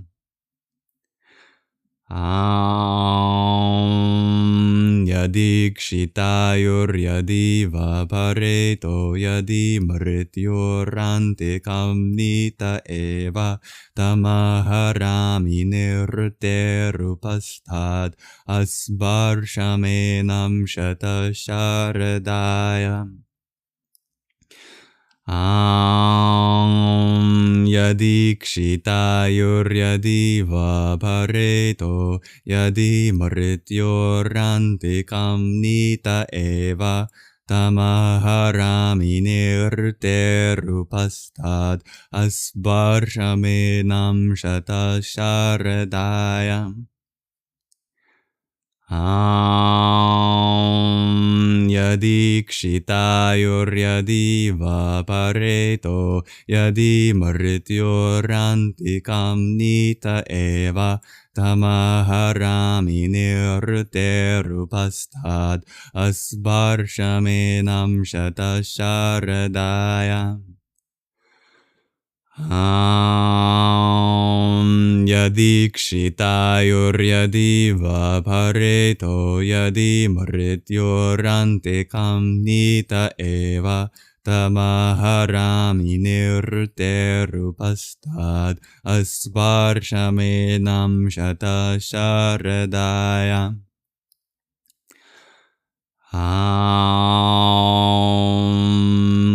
Yadi kshitayur yadi vapareto yadi mrityorante kamnita eva tamaharami nirterupastad asvarshamenam shatasharadaya.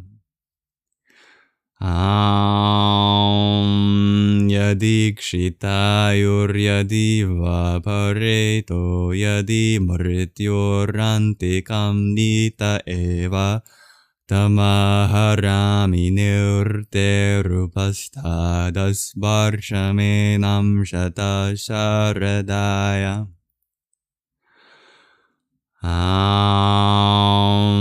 Yadi kshitayur yadi vapareto yadi mrityorante kamnita eva tamaharami nirterupastad asvarshamenam shatasharadaya.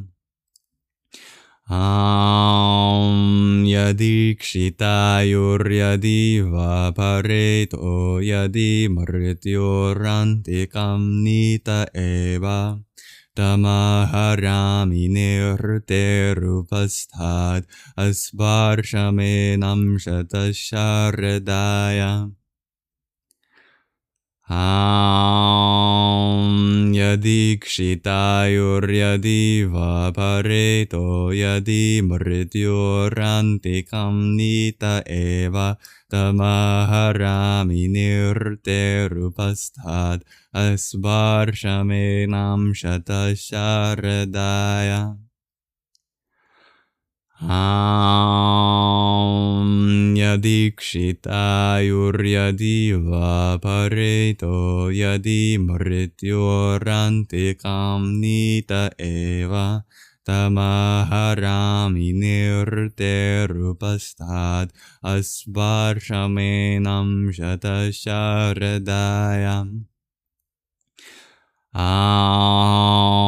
Yadikshitayuryadi vapareto yadi mrityorantikam nita eva tamaharami nirterupasthat asvarshamenam shatasharadaya. Yadikshitayuryadi vapareto yadi mrityorantikam nita eva tamaharami nirterupasthat asparshamenam shatasharadaya.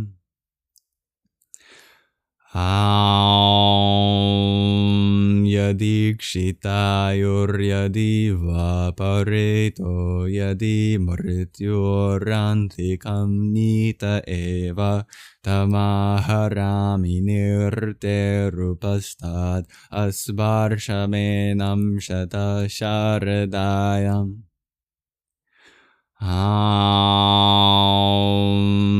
Yadikshitayuryadi vapareto yadi mrityorantikam nita eva tamaharami nirterupasthat asvarshamenam shatasharadaya.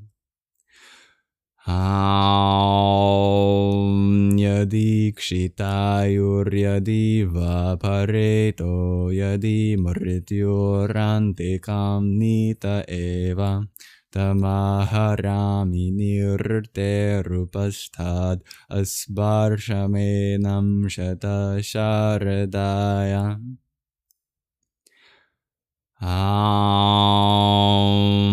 Shitayuryadi vapareto yadi mrityorantikam nita eva tamaharami nirterupasthat asvarshamenam shatasharadaya.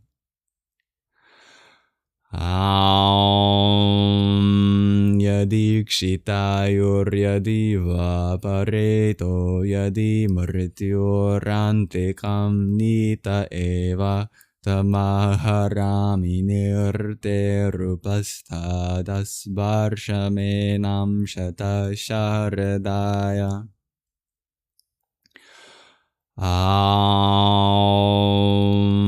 Yadikshitayuryadi vapareto yadi mrityorantikam nita eva tamaharami nirterupasthat asvarshamenam shatasharadaya.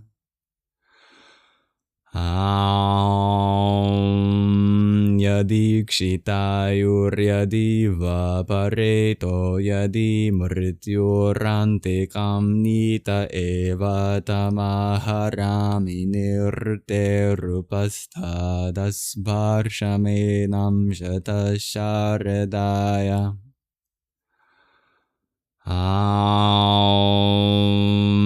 Yadikshitayuryadi vapareto yadi mrityorantikam nita eva tamaharami nirterupasthat asvarshamenam shatasharadaya.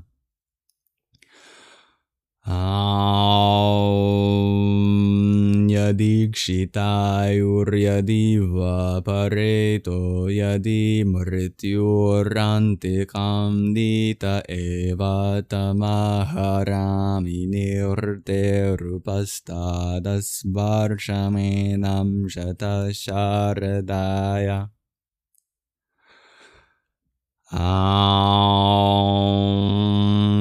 Yadikshitayuryadi vapareto yadi mrityurantikam nita eva tamaharami nirte rupastadas varshamenam shatasharadaya.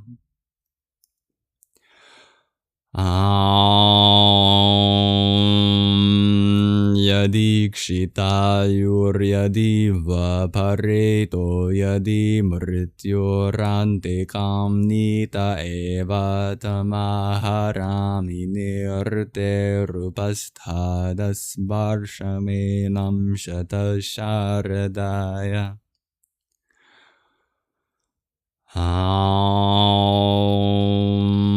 Yadikshitayuryadi vapareto yadi mrityurantikam nita eva tamaharami nirte rupastadas varshamenam shatasharadaya.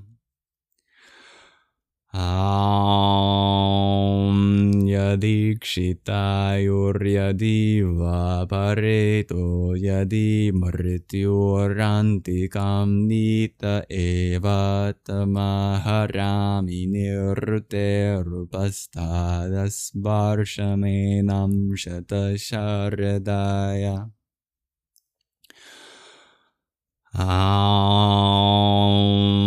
Yadikshitayuryadi vapareto yadi mrityurantikam nita eva tamaharami nirte rupastadas varshamenam shatasharadaya. Yadikshitayuryadi vapareto yadi mrityurantikam nita eva tamaharami nirte rupastadas varshamenam shatasharadaya. Yadikshitayuryadi vapareto yadi mrityurantikam nita eva tamaharami nirte rupastadas varshamenam shatasharadaya.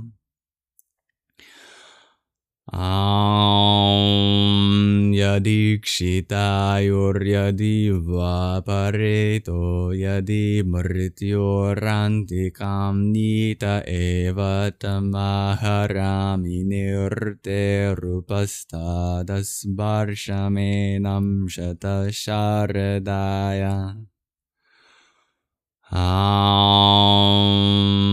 Yadikshitayuryadi vapareto yadi mrityurantikam nita eva tamaharami nirte rupastadas varshamenam shatasharadaya.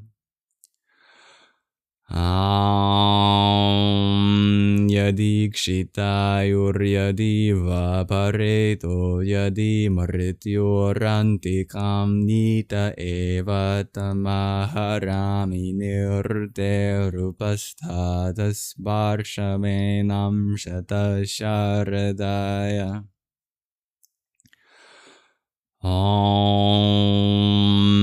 Yadikshitayuryadi vapareto yadi mrityurantikam nita eva tamaharami nirte rupastadas varshamenam shatasharadaya.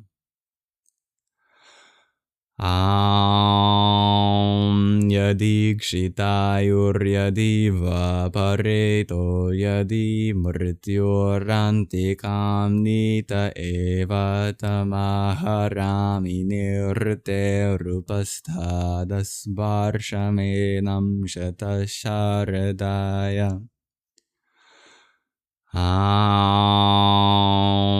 Yadikshitayuryadi vapareto yadi mrityorantikam nita eva tamaharami nirte rupasthadas varshamenam shatasharadaya.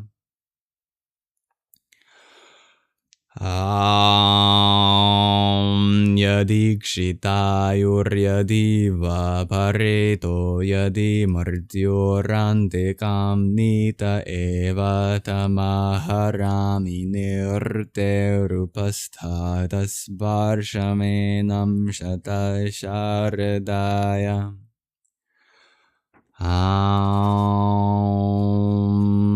Yadikshitayuryadi vapareto yadi mrityorantikam nita eva tamaharami nirte rupasthadas varshamenam shatasharadaya.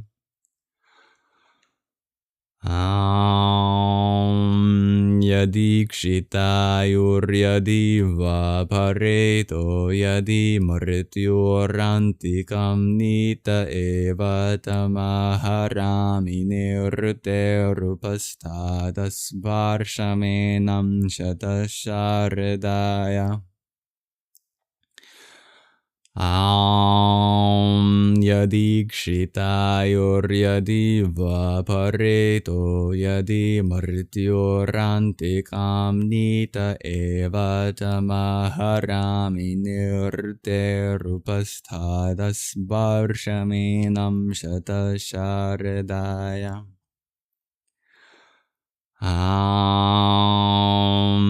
Yadikshitayuryadi vapareto yadi mrityorantikam nita eva tamaharami nirte rupasthadas varshamenam shatasharadaya.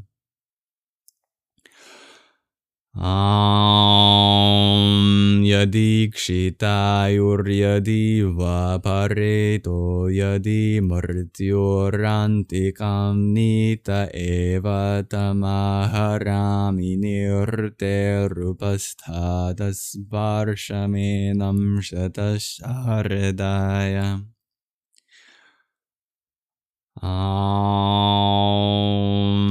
Yadikshitayuryadi vapareto yadi mrityorantikam nita eva tamaharami nirte rupasthadas varshamenam shatasharadaya.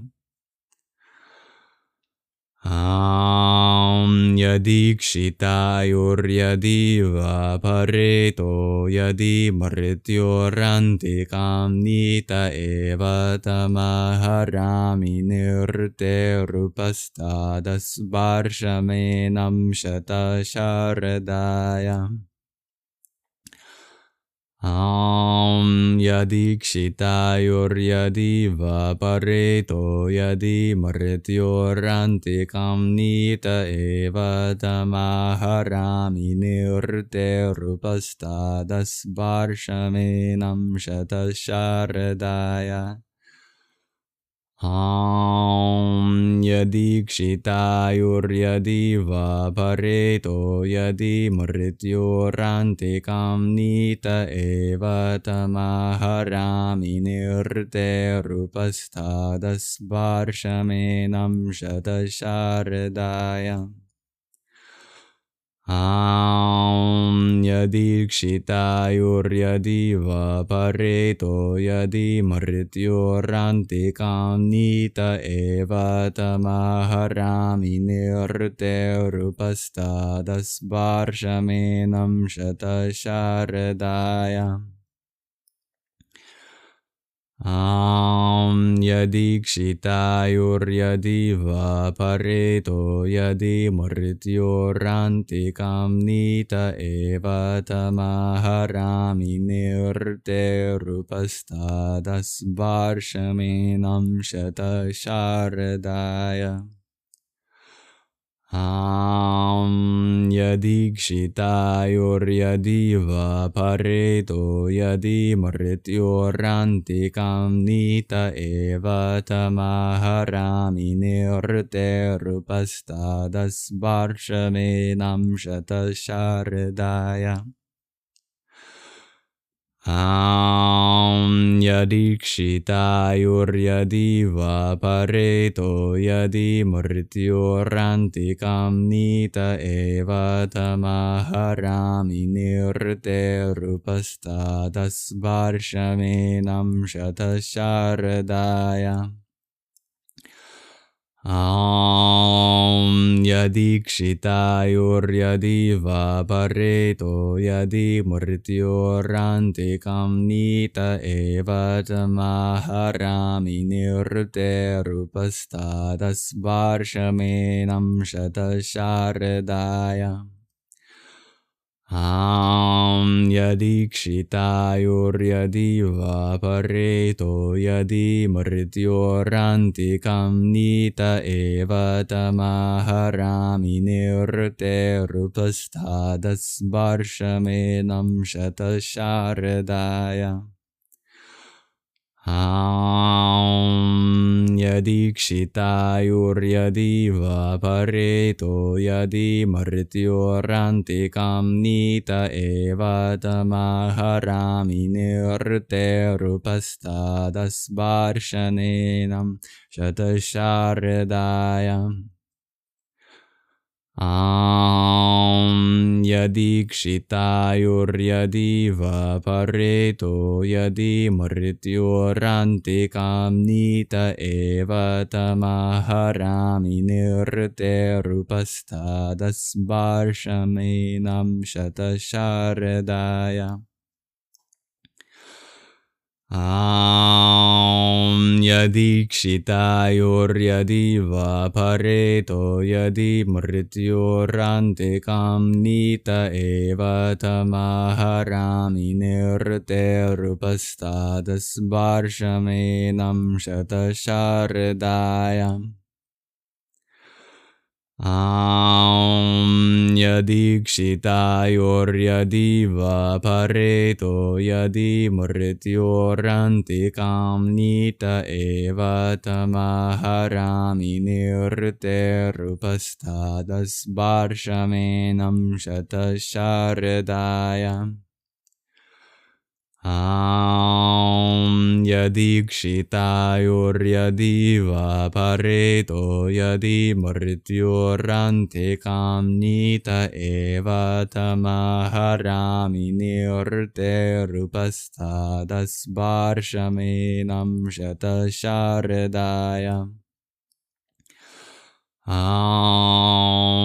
Yadikshitayuryadi va pareto yadi mrityorantikam nita eva tamaharami nirte rupastadas varshamenam shata sharadaya. Yadikshitayuryadi va pareto yadi mrityorantikam nita eva tamaharami nirte rupastadas varshamenam shata sharadaya.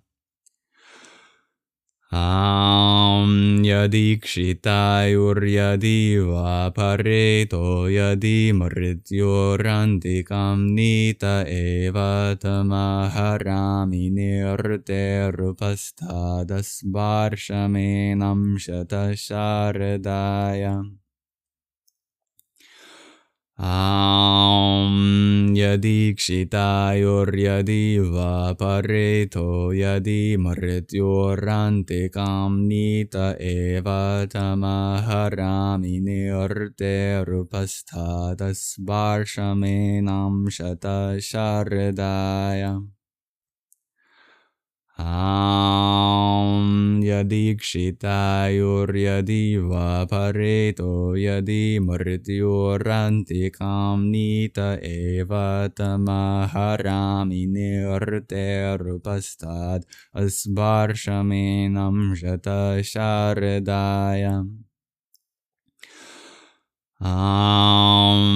Yadikshitayuryadiva pareto yadi mrityorantikam nita eva tamaharami nirterupasthadas varshamenam shatasharadaya. Yadikshitayuryadiva pareto yadi mrityorantikam nita eva tamaharami nirterupasthadas varshamenam shatasharadaya.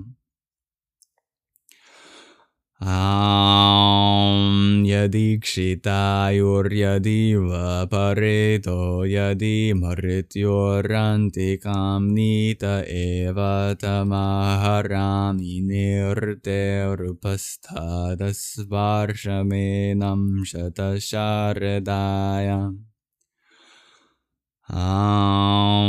Yadikshitayuryadiva pareto yadi mrityorantikam nita eva tamaharami nirterupasthadas varshamenam shatasharadaya. Yadikshitayuryadiva pareto yadi mrityorantikam nita eva tamaharami nirterupasthadas varshamenam shatasharadaya. Yadikshitayuryadiva pareto yadi mrityorantikam nita eva tamaharami nirterupasthadas varshamenam shatasharadaya. Yadikshitayuryadiva pareto yadi mrityorantikam nita eva tamaharami nirterupasthadas varshamenam shatasharadaya. Yadikshitayuryadiva pareto yadi mrityorantikam nita eva tamaharami nirterupasthadas varshamenam shatasharadaya. Yadikshitayuryadiva pareto yadi mrityorantikam nita eva tamaharami nirterupasthadas varshamenam shatasharadaya. Yadikshitayuryadiva pareto yadi mrityorantikam nita eva tamaharami nirterupasthadas varshamenam shatasharadaya. Yadikshitayuryadiva pareto yadi mrityorantikam nita eva tamaharami nirterupasthadas varshamenam shatasharadaya. Yadikshitayuryadiva pareto yadi mrityorantikam nita eva tamaharami nirterupasthadas varshamenam shatasharadaya.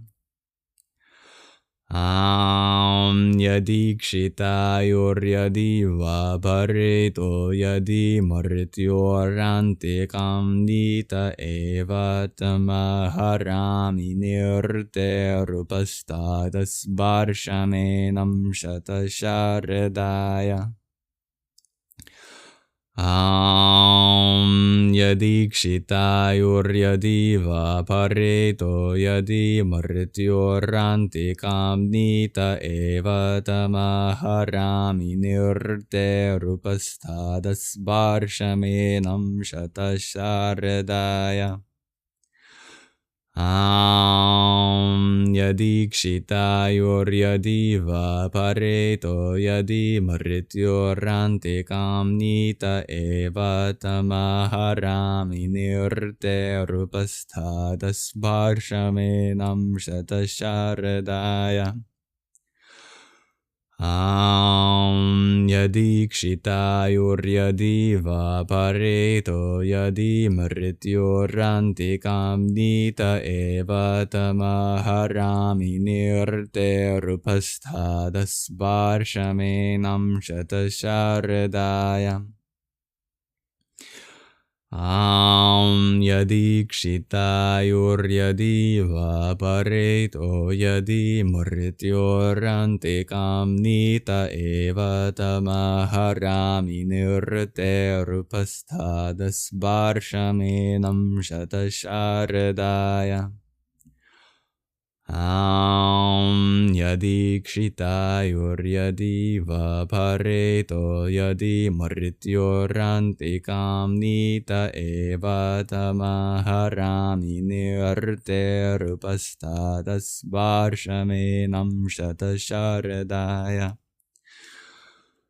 Yadikshitayuryadi va pareto yadi mrityorrantikam nita eva tamaharami nirte rupasthadas varshamenam shatasharadaya.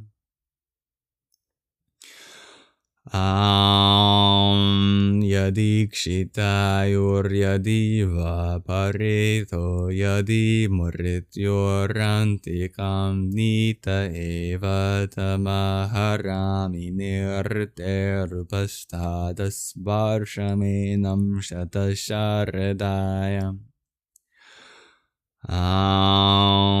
Yadikshitayuryadi va pareto yadi mrityorrantikam nita eva tamaharami nirte rupasthadas varshamenam shatasharadaya.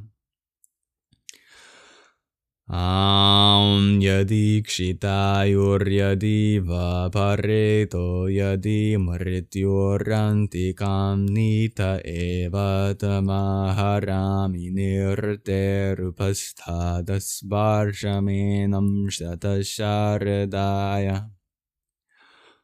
Yadikshitayuryadi va pareto yadi mrityorrantikam nita eva tamaharami nirte rupasthadas varshamenam shatasharadaya. Yadikshitayuryadi va pareto yadi mrityorrantikam nita eva tamaharami nirte rupasthadas varshamenam shatasharadaya.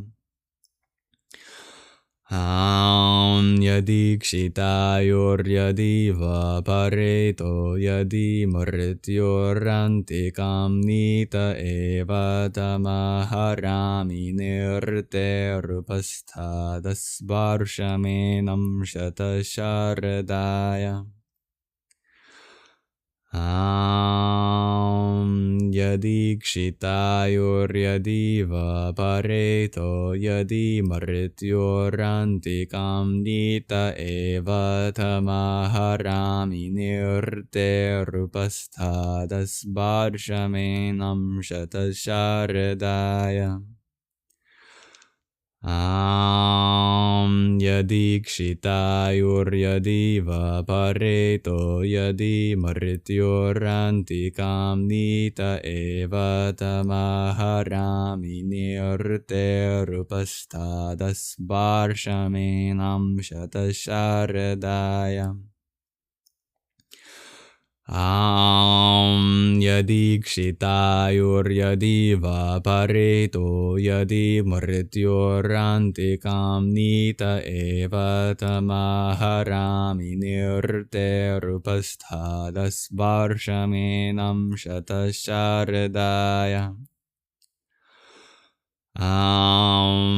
Yadi kshitayoryadi vapareto yadi mrityorrantikam nita eva tamaharami nirte rupasthadas varshamenam shatasharadaya. Yadi kshitayoryadi vapareto yadi mrityorrantikam nita eva tamaharami nirte rupasthadas varshamenam shatasharadaya.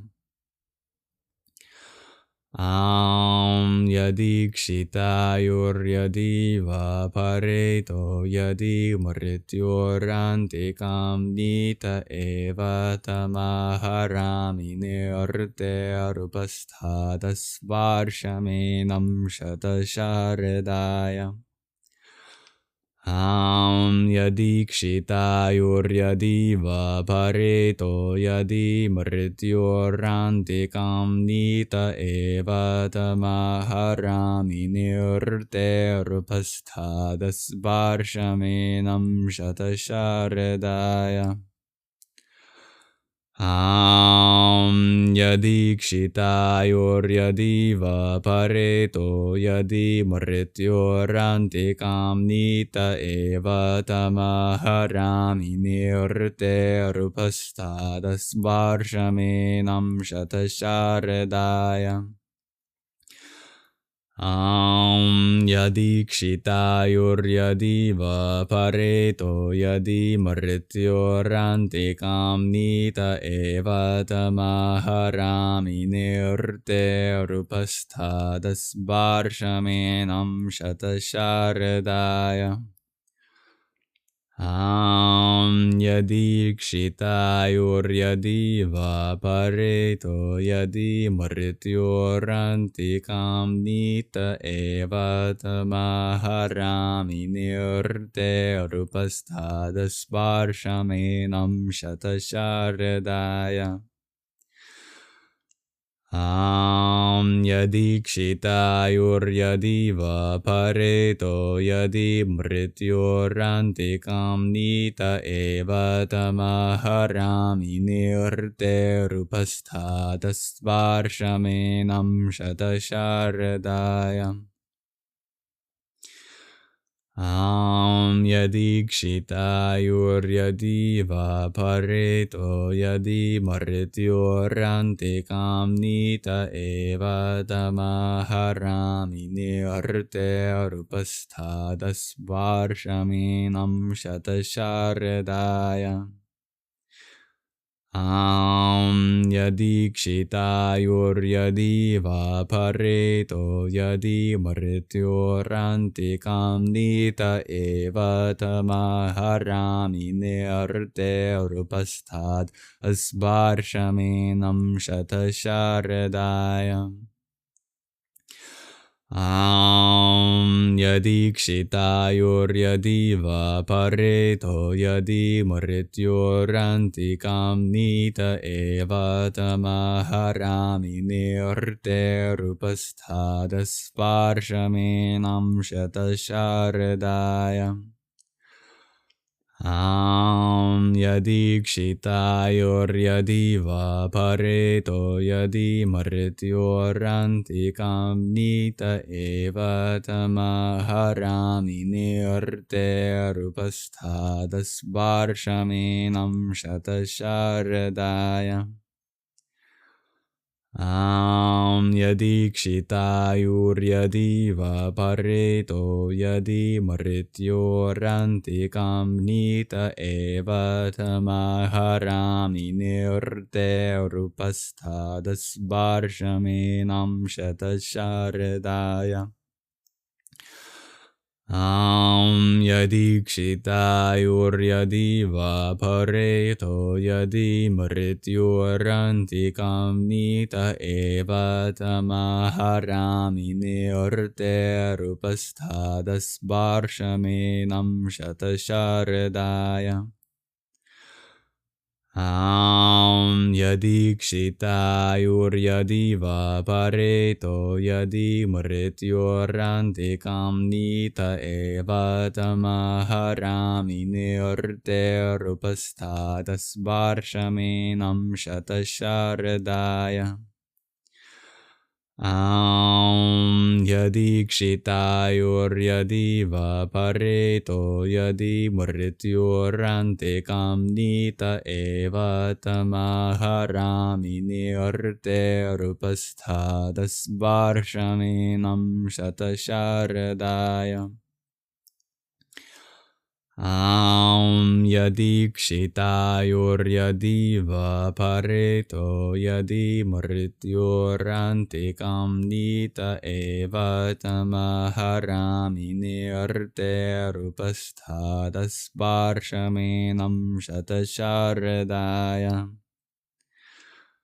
Yadikshitayuryadi va pareto yadi mrityurantikam nita eva tamaharami nirte rupasthadas varshamenam shatasharadaya.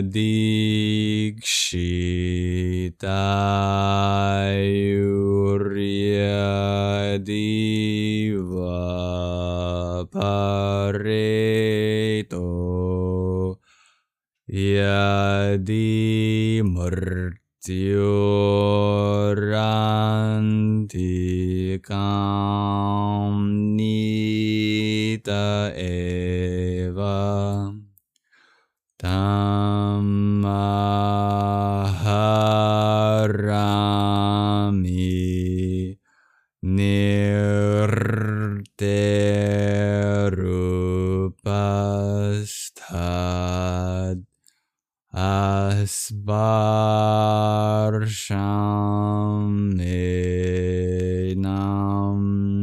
shatasharadaya.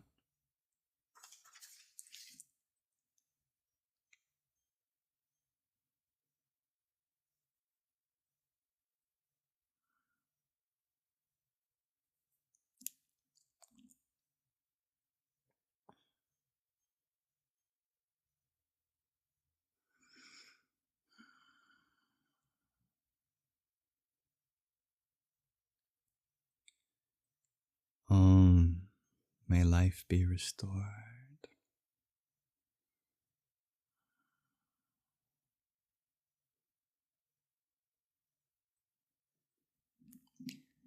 Thank you for chanting with me.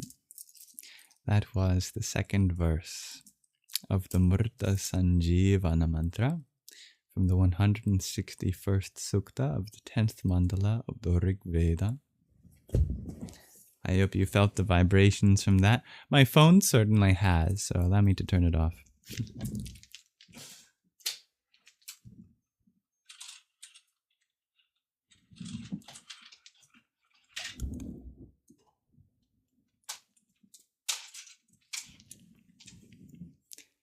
Namaste.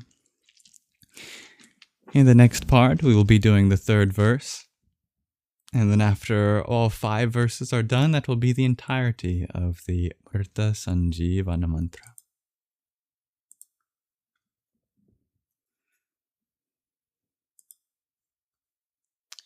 That concludes our meditation. Thank you very much.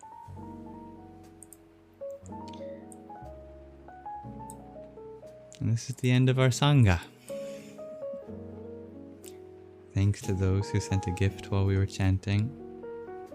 Hybrid Jen, thank you for your trio of roses. Om Sadhyuja Tamprapadyami Sadhyuja Taya Vai Namo Namah Bhave Bhave Nati Bhave Bhavaswabham Bhavod Bhavaya Namah.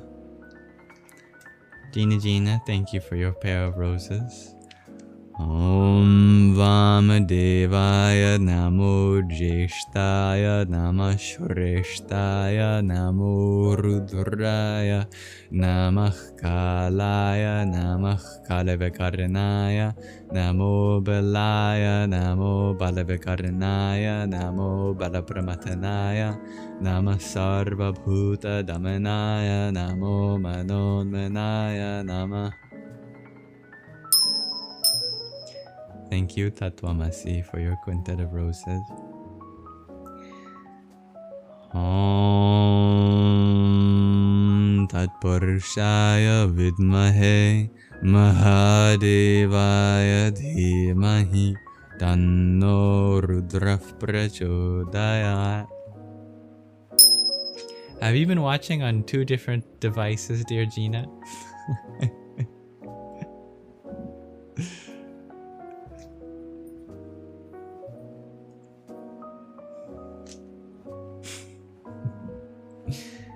You're funny.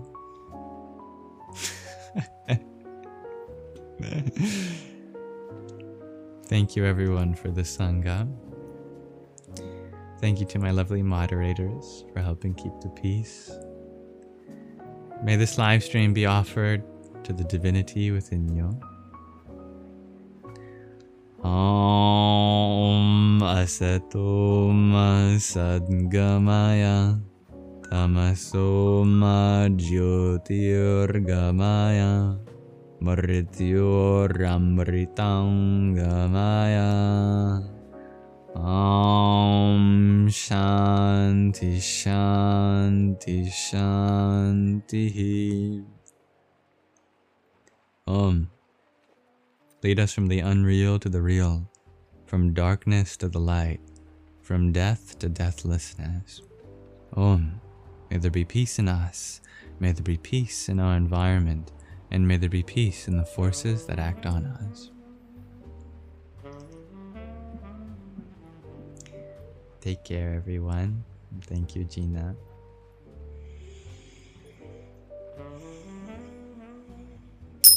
This live stream will be posted along with the meditation and the readings as clips in their own dedicated playlists on my Yamsox Lives YouTube channel. Tomorrow we'll be doing... Actually, I don't know if we will do a Sangha tomorrow because I might be doing something with my father. But if I am free to do a Sangha, then it'll be ASMR Sunday. Anyway, that day is dedicated to the root chakra, connecting in with your base, your foundation, relaxation, validation.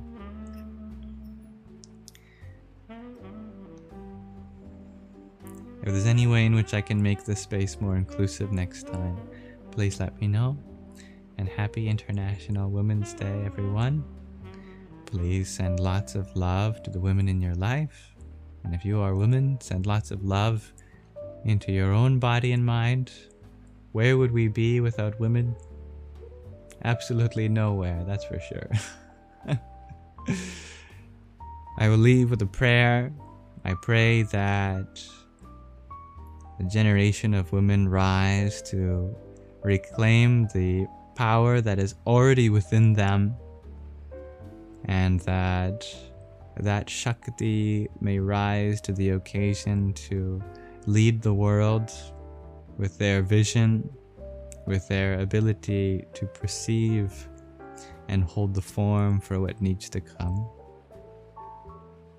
Salutations to Shakti. Om Hrim Namah Shaktaye.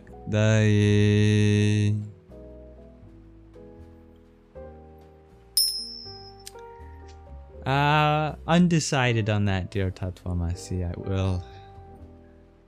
I will definitely keep thinking about that.